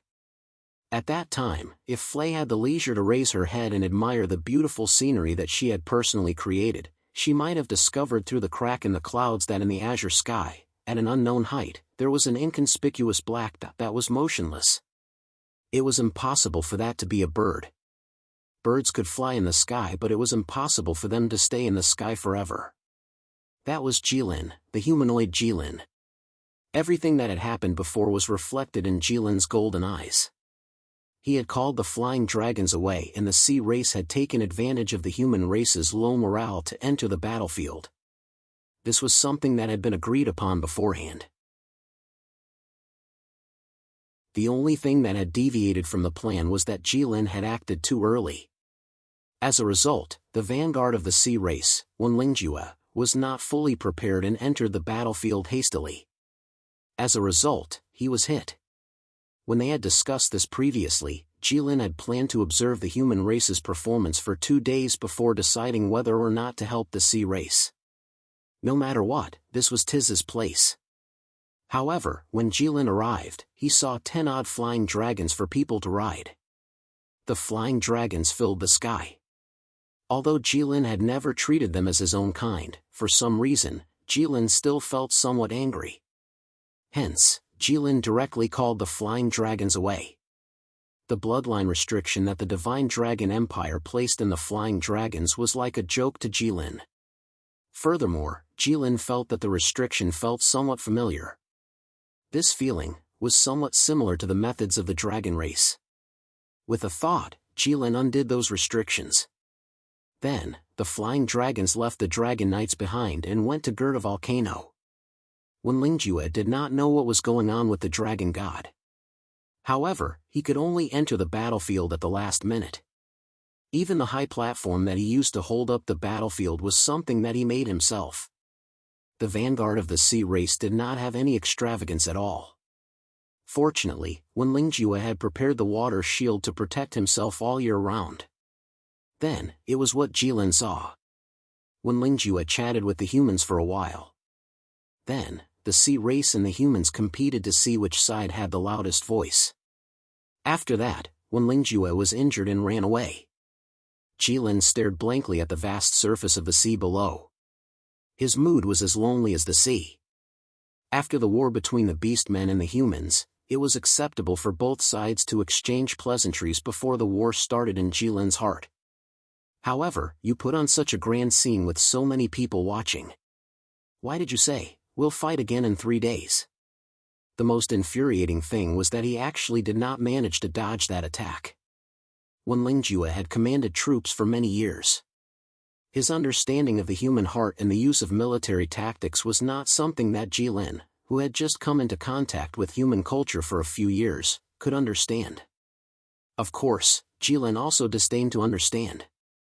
When Lingjue wanted to cool the morale of the humans and temporarily avoid the brunt of the attack. However, Jilin did not understand this. Therefore, a thought appeared in Jilin's mind. The life created by the dragon race's seniors was not too good.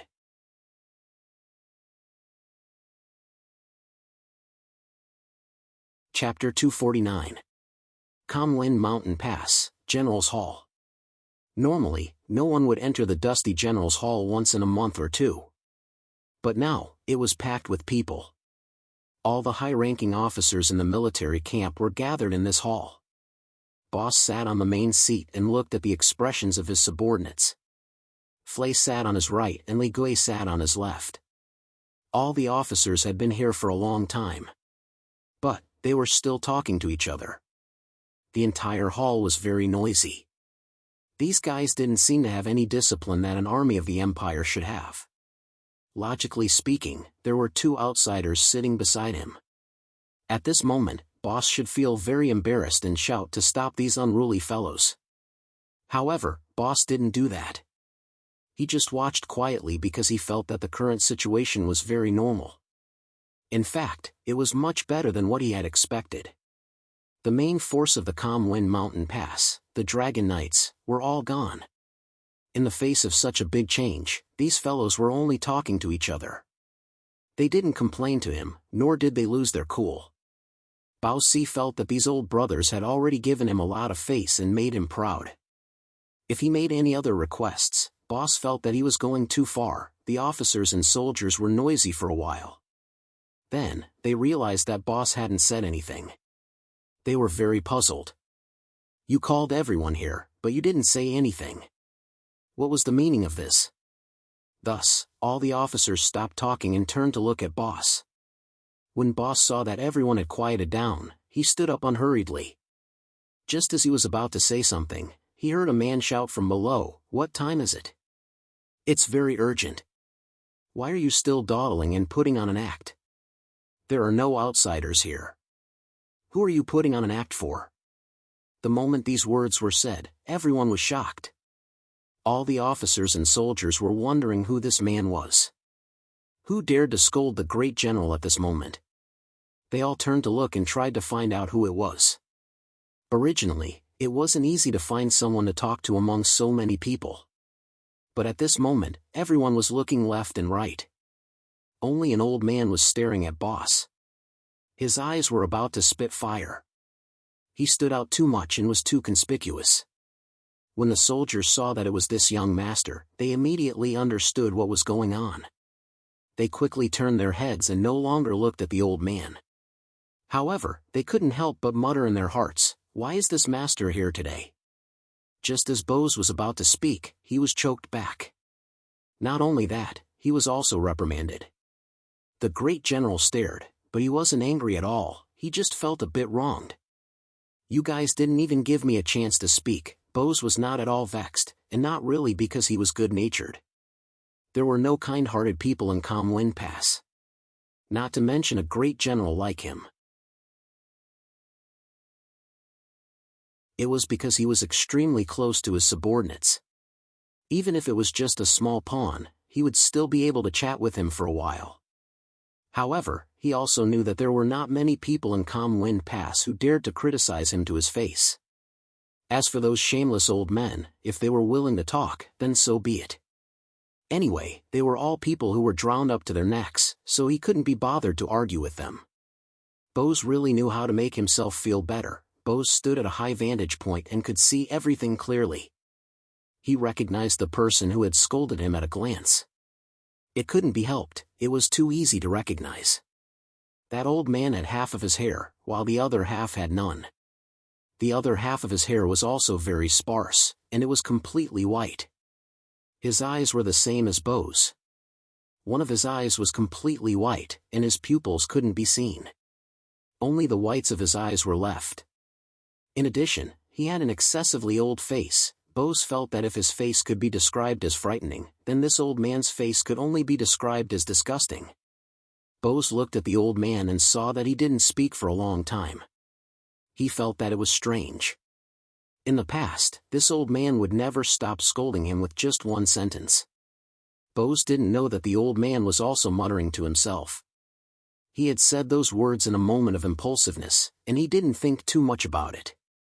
Only when he turned around did he realize that Li Gui and Fu Lei were still sitting on the high vantage point and watching. Since there were outsiders, it was reasonable for Bose to put on an act. After all, he was still his brother. Wouldn't it be inappropriate for him to expose him like this? Bose didn't know what the old man was thinking when he saw that he didn't speak, but he didn't bother to guess.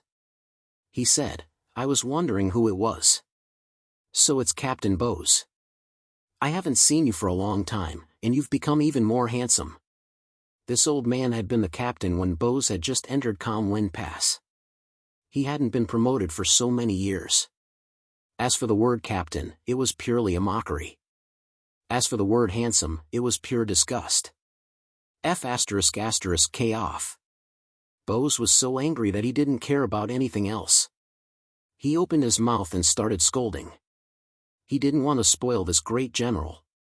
Ha ha ha ha, everyone couldn't help but laugh out loud. Bose also laughed.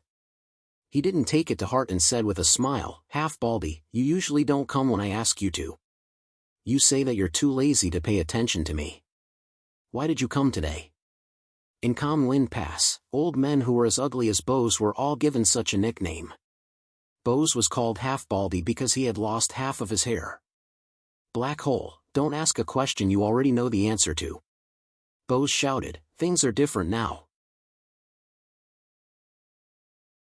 Now that Calm Wind Pass doesn't have any dragon riders, I'm here to see what you can do. Old Baldy, you've improved a lot. You've even learned some idioms." Bose muttered to himself. "Black hole. What the K did you say?" Bose was anxious. "This daddy's eye is damaged, but my ears are more sensitive." "Yes." Bose nodded. "My eyes are damaged, so my ears are naturally more sensitive. How can I not know this?" Bose was startled. He looked at the eye on Bose's face, which had turned into a black hole, and felt uncomfortable. However, he quickly came back to his senses. He remembered that now wasn't the time to quarrel. He looked at Bose and said in a deep voice, "Are you done yet?" "I'm done." Bose's expression also became serious as he said, "What do you want to do?" Bose asked. "What can I do?" Bose said. "You're a great general, and you're asking me?" Bose's voice was trembling. It was obvious that he was furious. The great general whose reputation was at its peak was actually saying that he had no idea in front of everyone. How big of a blow was this to their morale? Bose didn't believe that Black Hole didn't understand. Now King remember that this daddy is a great general? Bose wasn't in a good mood. "Tell me." Bose's anger surged. He said in a muffled voice, "What else can you do?" "Fight. Run. Fight. Run. Do you even have a fourth option?"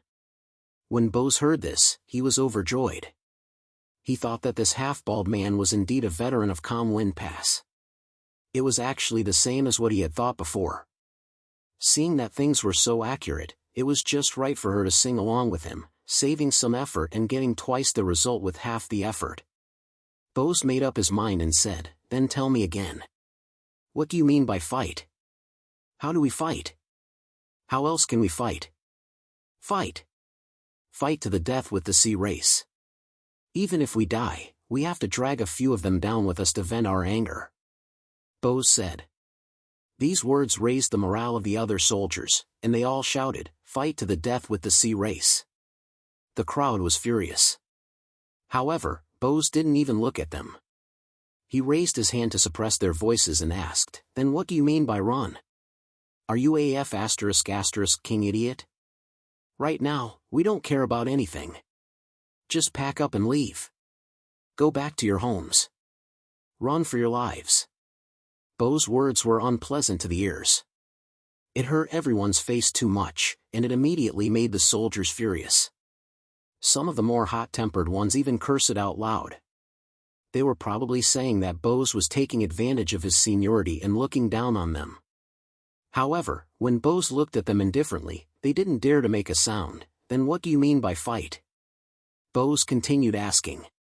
Bose grinned and smiled sinisterly. It means to stay and fight with your life on the line. If you want to run for your life, run for your life. No one cares about anyone else. These words made him look down on them even more. The soldiers all cursed out loud. If it weren't for the fact that Bose was a senior and was old, they would have already started fighting. This time, Bose didn't stop them. He looked at the half-bald man and suddenly felt very touched. This old brother actually thought of the same thing as him. What is a bosom friend? This is what it is. The words that he wanted to say that he didn't want to say were all said by the half-bald man. Look at the reaction of this group of brats. If he said these words, wouldn't this group of people go against their superiors? Bose couldn't help but feel his eyes heat up. He was shocked. He quickly calmed himself down and extended his index finger into the hole on his face. He felt a bit of moisture. Bose took out his index finger and looked at the teardrops on it.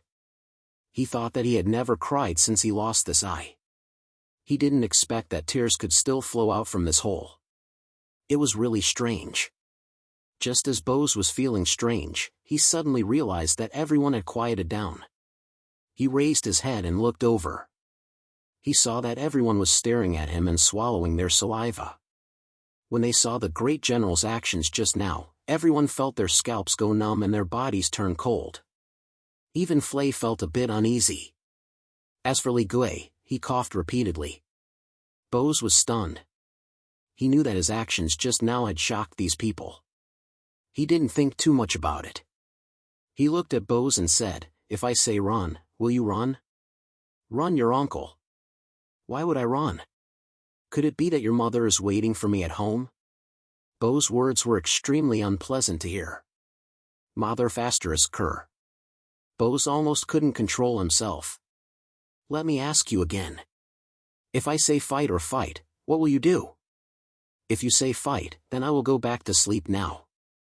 "If you say fight, then I will tell those old brothers," Bose said. "Then you can go back to sleep now."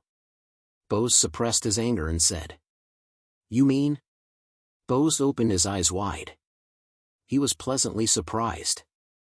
"Get lost." Okay, Bose left. However, the hearts of the other soldiers were set. It was because the general had decided that they had to fight this battle.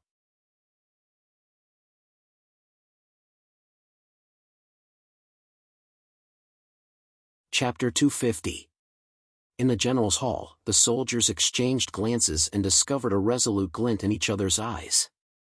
Since the general already showed a clear stance, many things would be easy to handle. The wavering morale of the soldiers was no longer a problem. Now, the only problem was how to fight. Since Calm Wind Pass did not have any flying dragons, they would have to change their strategy. Otherwise, this general's hall meeting would become meaningless. "Brothers," Bose said. Everyone focused their gazes and looked at Bose. "Although our Calm Wind Pass lost all of our Dragon Knights, we still have a chance. However, I do not think that we have no chance of victory." The moment Bose said this, he saw some of the soldiers secretly shaking their heads. The soldiers thought to themselves, "We have already fought for so many years, yet the general is still treating us like ignorant children. We are speechless." They wanted to fight, but they did not believe that they could win in such a situation. However, this was not a good time to undermine the general. Hence, no one said anything. "Ha!" Bose smiled faintly when he saw the situation. "What's wrong?" "Brothers, you don't believe me?" The soldiers' gazes immediately changed as they looked at Bose. They thought, why does the general ask when he already knows the answer? Does he want us to lie through our teeth? Do we want to put on a show with you? Acting is fine. However, the problem is that everyone here is smart. Who do you want to put on this show for? When Bose saw the expressions of the soldiers below, he understood. He smiled faintly and said, "It is true that we do not have any Dragon Knights this year. However, we also have 3 new forces that are not weaker than the Dragon Knights. As Bose spoke, he gestured at Fu Lei and said, "My Divine Dragon Empire's legendary expert, Lady Fu Lei." Earlier, Lady Fu Lei defeated the enemy on the wall with one move and severely injured the Seafolk's vanguard, Wenlingjue. It is unknown whether Wenlingjue is dead or alive, but the Seafolk fled. You all saw this with your own eyes, right? When Bose mentioned this, the soldiers became spirited. This matter raised their spirits. Wenlingjue had been flaunting his prowess at Calm Wind Pass for so many years. The human soldiers already hated him to the core. However, they could not do anything to him. Today, they finally saw him suffer a setback. Fu Lei stood up and nodded at the soldiers, saying that they were all heroes who fought bloody battles for the common people. Even though he was a legendary warrior, he still hadn't come to Ping Fong Mountain Pass for a long time. It really wasn't too good of him, and he couldn't compare to the generals and heroes. When the soldiers heard this, they felt that a legendary master was actually lowering himself to such a low level. They all felt flattered. Lady Flay is too modest. Since you are here, there is nothing else for others to say. That's right. What's more, he had just arrived and performed such a miraculous feat, severely injuring Wenlingjue and sweeping away the resentment in our hearts for many years. Flay only returned to her seat after everyone was done being polite. As a legend rank expert, Lady Flay's strength is indeed unparalleled. Her reputation is well deserved. However, no matter how strong Lady Flay is, she is only one person. The Oceanids have tens of thousands of them. Someone in the crowd said such a sentence, spoiling the mood. Everyone's expression stiffened. Some of the more direct ones were already speechless. It seemed that no matter when and where, there would always be such people. While everyone was in high spirits, he took the opportunity to pour a bucket of cold water over their heads, drenching you until your body and mind are cold. Then, they would tell you nicely that this was to help you recognize reality. Who didn't know that Lady Flay couldn't stop all the oceanic tribes? Do we need you to tell us that? If Lady Flay could wipe out the oceanic tribes alone, she would have come alone. Why are we still here? You are right, Boss said. Even if Lady Flay is unparalleled, she can't defeat the endless oceanic tribes. Therefore, we have a second helper. Middle Empire's princely Gui. I believe that you have already seen the Middle Empire's golden spaceships. With the help of the Middle Empire, the sky of Calm Wind Pass is still in our hands. Ever since the third prince, Liu, successfully seized the throne, Li Gui was automatically promoted from the Great Prince to the Great Prince. Li Gui stood up and cupped his fists toward the soldiers. The soldiers all returned his greeting. I'm afraid that 5 golden spaceships won't be enough. The man who poured cold water on Flay stood up again. Li Gui smiled faintly and said, "You are right. I have already explained the situation here to the Middle Empire's Golden King. His Majesty replied that if the Hero King agrees, he will send more golden spaceships." "How many?" a soldier asked. 200. How many?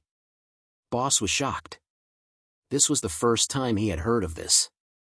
200, Li Gui said seriously. 200 golden spaceships. What did this mean? Boss wasn't sure. How much of the Middle Empire's strength was this? Boss didn't know either. However, he knew that this force was much stronger than the Calm Wind Pass itself. This was Boss's polite way of saying it as the commander of Calm Wind Pass.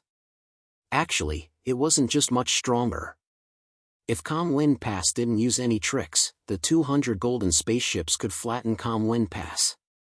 If what Li Gui said was true, and this force really reached the walls of Calm Wind Pass, then they might really be able to fight the oceanic tribes head-on.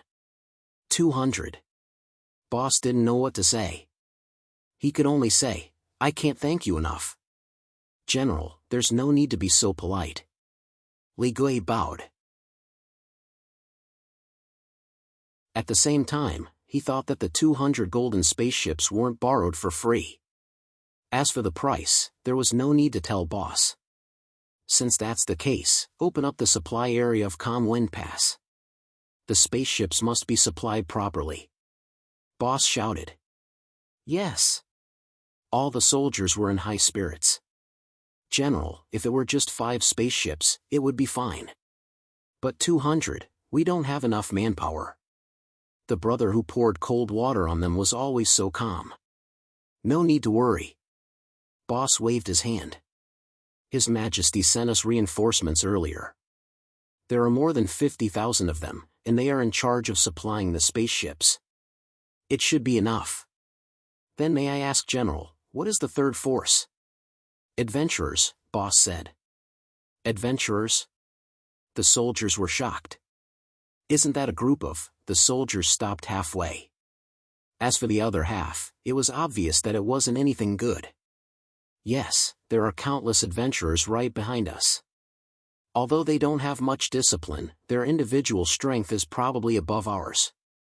They are a surprise force, Boss said. No. A soldier firmly objected. I don't feel confident fighting alongside them. Who knows if they will suddenly cower when they enter the battlefield? Yes. Moreover, if they come, they might disrupt our deployment. Yes.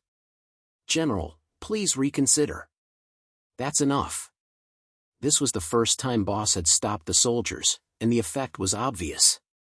Regarding the adventurers, I have my own considerations. It definitely won't affect you all. Don't worry. Since Boss had said so, the others naturally couldn't say anything.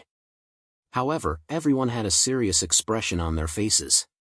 Obviously, they didn't feel reassured just because of Boss' words. Do you all really think that with the addition of those adventurers, it will disrupt my deployment? You all. Boss sighed. Aren't you looking down on this city too much? The calm wind pass you see is only the tip of the iceberg. The soldiers looked at each other, wondering why the general was speaking nonsense. General, what do you mean by that? Calm Wind Pass is known as the #1 pass in the world. Do you all really think that it is a simple, tall, and long city wall? Boss smiled. The soldiers frowned. What else could it be? Calm Wind Pass was known as the #1 pass in the world. Wasn't it because it was the longest and tallest? The soldiers wanted to ask more, but when they saw the expression on their general's face, they immediately dismissed the idea. That smile was unfathomable, and when paired with Boris's terrifying face, it made people shudder in fear. The general's expression was already very clear. People who couldn't understand him didn't deserve to stand in the general's hall. I have a secret, but I won't say it. Don't ask anyone. Anyone who asks can try, no one wants to try, in the endless sea. In the pitch-black deep sea without a trace of light. This was an abyss that was unknown how far away it was from the surface of the sea. It was a forbidden area for humans. Humans couldn't see or breathe here. Moreover, they would be instantly crushed into a thin meat patty by the enormous water pressure. Therefore, this place could be said to be absolutely safe for the oceanic race. Wenlingjue was currently lying on a rock at the bottom of the sea. His eyes were closed and his brows were trembling. It was as if he was enduring some kind of great pain. If they weren't at the bottom of the sea, they would be able to see that bean-sized beads of sweat were unceasingly flowing out from his forehead. However, in this place, the beads of sweat would melt into the sea water and disappear. Wenlingjue was currently treating his injuries. Although Flace Arrow had only grazed him, an incomparably large amount of fire energy had still entered Wenlingjue's body. Now, it was wreaking havoc without end. The accumulated power of a legend rank expert was no small matter. Wenlingjue was unable to suppress the scorching heat within his body. He simply felt as if there were flames burning within his body. If he weren't at the bottom of the sea, the place with the densest water element in the world, Wenlingjue believed that he would have already been burned to death. Despicable humans. A dignified legend rank expert actually dared to launch a sneak attack. Wenlingjue thought hatefully in his heart. Just as Wenlingjue's eyes were tightly closed and he was gnashing his teeth and cursing Flay, a figure quietly appeared beside him. The figure lowered his head and looked at Wenlingjue. He ignored the pressure of the sea and the endless currents. Tisk, the figure looked at Wenlingjue and clicked his tongue. The disdain in his eyes was incomparably clear. Next, the figure moved his finger and a cluster of flames drilled out from Wenlingjue's body. The flame instantly covered the bottom of the sea. Countless creatures instantly fled because they had never seen a trace of light in their entire lives. Flace methods were indeed extraordinary. This flame actually burned for a while at the bottom of the sea. It was incomparably miraculous. Wenlingjue suddenly felt his body become light and the scorching heat within his body completely dispersed. He felt indescribably comfortable. Next, he took a deep breath and opened his eyes. Wenlingjue instantly saw the figure beside him and he was startled. He thought that it was someone from the same race. However, when he took a closer look, Wenlingjue was startled again. Wenlingjue hastily got up and knelt on one knee. He said in a trembling voice, "Lord Dragon God."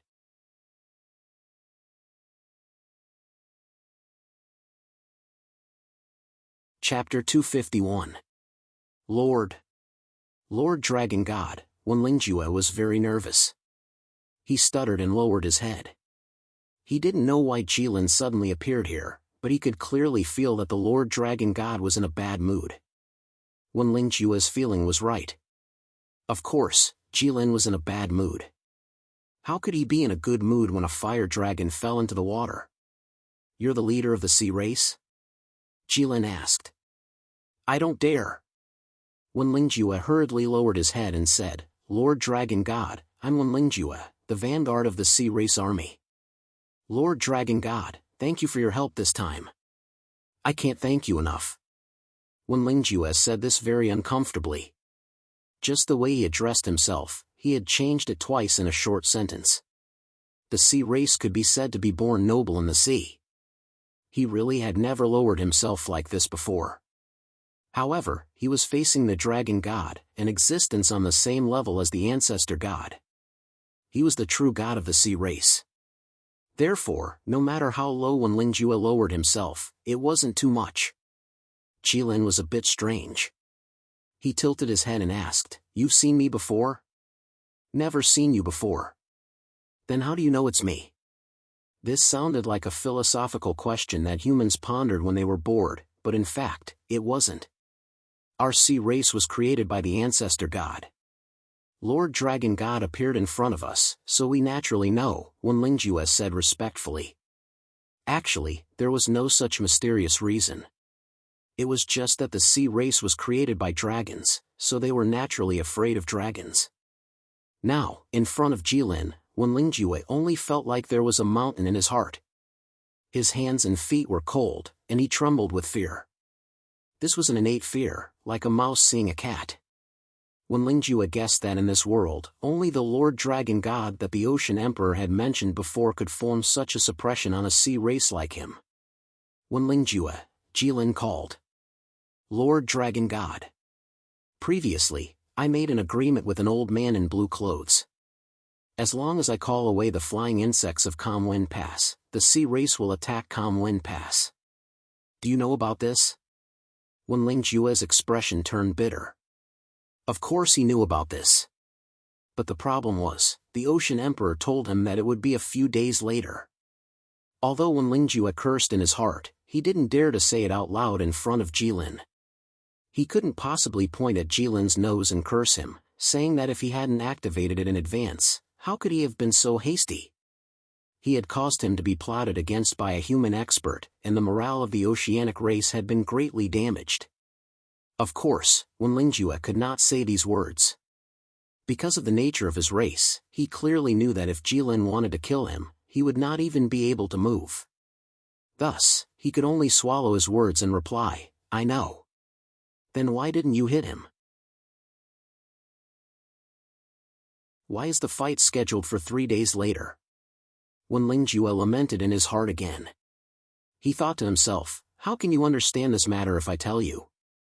Moreover, why would a god like you care about such trivial matters? Replying to Lord Dragon God, this is a stalling tactic. We spread the word that those who abandon the city will not be killed. Then, we give the humans 3 days. This way, the humans are all cowards, and their morale will definitely be in chaos. After 3 days, we will attack Calm Wind Pass. It will be much easier with half the effort. When Jilin heard this, he couldn't help but be amused. He felt that this oceanic race's way of doing things was more human-like. This was very rare among other races.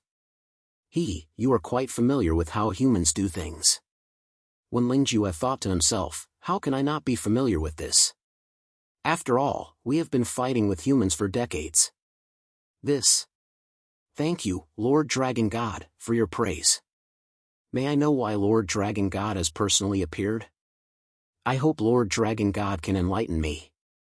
I will definitely die 1,000 times without hesitation. Jilin felt that this oceanic race's words were very respectful, but a little too complicated. If it wasn't for Staya teaching him these things, he definitely wouldn't have understood it when he just came out of the Red Dragon Palace. Just as he thought about Staya, Jilin suddenly felt his heart throb. Jilin felt very strange. Every time he felt this way, something would definitely happen. If it were a human, they probably wouldn't care about it. However, Jilin was different. He was a dragon. A dragon, a supreme life form in the boundless world. He could compete with the gods and subdue demons. Naturally, there weren't many things in this world that could tug at his heartstrings. If it wasn't the collapse of the heavenly Tao, it would be the snow in June. Jilin thought to himself for a while. He thought to himself, even if the sky fell and the earth split, I will be fine. Why should I care? Right now, I should focus on dealing with this divine dragon empire. This group of weak humans is always riding that thing and flying around, flaunting their prowess. Just looking at them makes a dragon angry. None of them will have an easy time. Jilin became ruthless for no reason. He looked at Wen Lingjue and said, "Are you confident in 3 days?" "Absolutely. I hope Lord Dragon God can rest assured." Wen Lingjue said loudly. "The humans have a woman who uses fire. You don't seem to be able to defeat her? You're too weak." Jilin recalled the time when this fellow was beaten to the point where he had to flee. Wen Lingjue's face twitched twice. He thought to himself, Lord Dragon God is really reserved with his words. How does this seem? Lord Dragon God, this is easy to handle. Although the legendary expert is strong, she can't deal with my sea race's numbers. Jilin frowned. He thought to himself, that's fine too. I see that you can control the water. Jilin asked. Yes. Not only this person, but all the sea race can control the water. Jilin thought to himself, that's right. Earlier, that old man said that the sea god helped the sea race. It is not strange that I can control the water. In that case, why don't you just use the water to create a tsunami and flatten that calm wind pass? Jilin asked. Wen Lingjue felt stunned. He did not know what Lord Dragon God meant. He thought to himself, even if I can control the water, I can't create such a huge wave. Perhaps Her Majesty the Sea Emperor could, but thinking that if he said that, Jilin would definitely ask, then why doesn't the Sea Emperor just flatten Calm Wind Pass? He said directly, Lord Dragon God, you don't know this. The humans built this Calm Wind Pass to guard against our sea race's ability to control water. The words Calm Wind are not just for show. There is an ancient formation in Calm Wind Pass called the Calm Wind Formation. Within the range of this formation, the wind is calm and the waves are calm. So, no matter how big the waves are, they cannot get close to Calm Wind Pass. But now, thanks to Lord Dragon God's grace, there are no more flying insects in Calm Wind Pass. My sea race brothers can definitely break into Calm Wind Pass. Break the formation. At that time, the Sea Emperor and the sea race will create a huge wave together. We will definitely destroy Calm Wind Pass. Jilin nodded. He had nothing more to ask, but he suddenly remembered that he was too excited just now. He added, try to be quick. Be careful.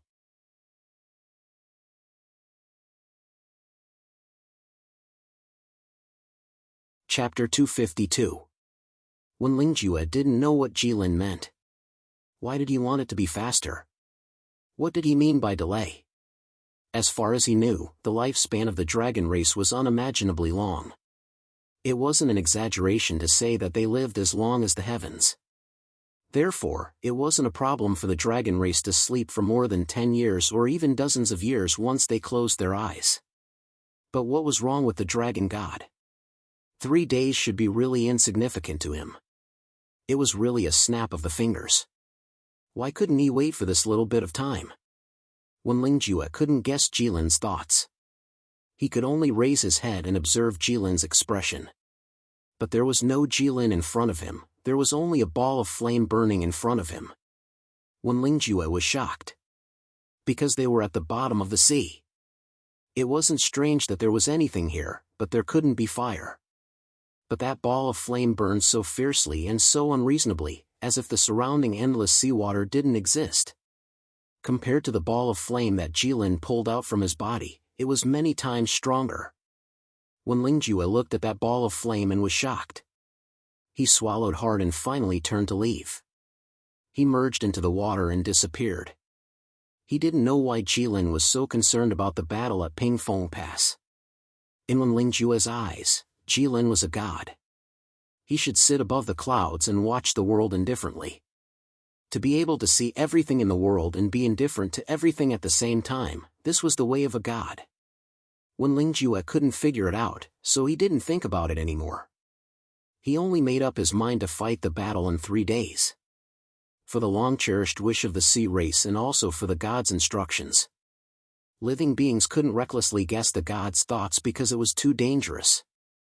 Therefore, living beings could only listen to the god's will before they had the ability to resist the god. No intelligent being was willing to entrust their lives to the happiness and anger of other living beings. Because the risk was too great. On this point, the sea race and the human race were the same. No, it was better to say that all living beings in the world were like this. Actually, Wen Lingjue was right. Things like Jilin did like to stand on high places. Jilin stood above the 9 heavens, overlooking the sparkling waves below. The grand city wall that was called the #1 pass in the world was only a fine black line in his eyes now, and it was truly not worth mentioning when compared to the vast and misty ocean. But it was this line that divided the territories of the sea race and the human race. The plan that Jilin had been planning for a short period of time was almost ready.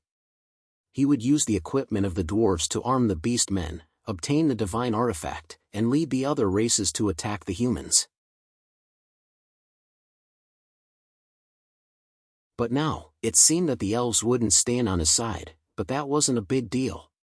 Without the elves, the other races could still take half of the humans' territory and share the world with the humans. Now that the artifact was about to be completed, the humans had a saying, everything is ready except for the east wind. Jilin felt that it was very appropriate to use it here. Now, the oceanic race was very suitable to become the east wind. An empire like the Divine Dragon Empire, which he found annoying with a single glance, was very suitable to make an example out of and declare war on the humans. Just you wait, human. You won't have many days to occupy the world and abuse your power. The more Jilin thought about it, the happier he became. In the end, he couldn't help but laugh out loud. His loud laughter was like thunder, scattering countless floating clouds. The dragon's roar shook the heavens and the earth. At the same time that Jilin's heart suddenly palpitated in the ocean, on the elven island, a blonde woman lying in a jade-green spring water slowly opened her eyes. Staya regained consciousness and slowly sat up in the spring of life. She looked around blankly. Following that, memories flashed through her mind like a picture. The forest, the bandits, the young man from the Church of Light, Aisha, Jilin, God's descent, sacrifice. She gave it her all and raised the hammer of victory. That was her strongest attack, and the target was the godlike dragon. The pictures stopped abruptly. Countless memories appeared at the same time, and Staya's head hurt a little. She frowned and closed her eyes. When she opened them again, a dreamlike scene appeared in front of her eyes. Pure white stone buildings, lush green plants could be seen everywhere. The plants and the buildings blended together perfectly, and at the same time, there was an endless aura of life around her. Staya made a judgment in her heart. Suddenly, she heard a violent panting sound beside her. Staya turned around and saw Bane beside the spring. He fell to the ground and stared at Staya with his eyes wide open. He was panting like a cow, and tears were streaming down his face. Staya smiled and stood up from the water. She was only wearing a long white dress. The dazzling sunlight shone through and vaguely revealed her perfect body. Plus, her long hair was as dazzling as gold. It was so beautiful, like a dream. It was as if an angel had lost her wings and landed in the human world. However, Bane wasn't in the mood to appreciate this beautiful scene. He was only thinking about one thing. Staya was really alive. Staya walked to his side and gently touched the scar on his eye. "You've been through a lot too. It must have been hard, right?" Staya said gently. What else could Bane say? He just kept nodding. He couldn't say anything, and his tears didn't stop. Staya smiled when he saw this and said, "But why are you also dead?" So this is the Elf Island?" Staya looked around and avoided Bane's gaze. Even for her, an awkward expression appeared on her face. "Yes," Bane said, "we were able to cure you this time because the Elf Queen was willing to lend us the Spring of Life. I'm actually not dead?" Staya sighed softly, and there was actually some disappointment in her voice. "Yes." "Are you the one who found the legendary Elven Island?" "Yes." Bane didn't hold back. "Did you get the scar on your forehead because of that?" "Well, not all of it. You've grown a lot." "Yes." "You brought me here?" "No, it was Jilin." "Jilin. I see. I failed. I didn't destroy his clone." Bane didn't say anything. He just shook his head slowly. He had asked Jilin about what happened that day more than 30 times. Every time he mentioned it, Jilin was surprisingly patient. He didn't miss any details. It was as if he wanted to prove that he was a good dragon and didn't want to hurt the human princess. Therefore, Bane was very familiar with what happened that day.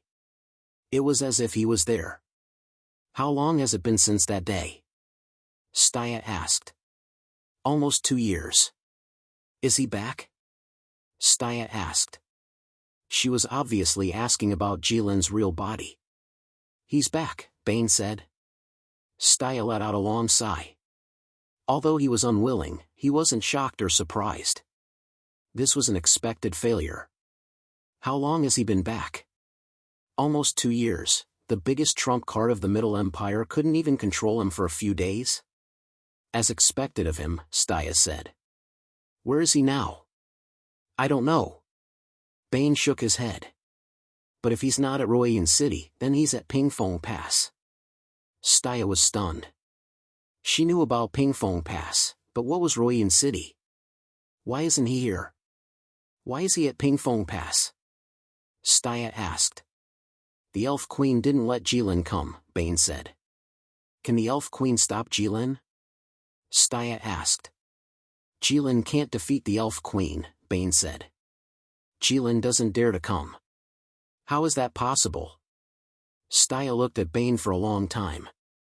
Then she said slowly, "Is that true?" "Yes." Bane nodded heavily. Staya was shocked by the news, but she still didn't believe it.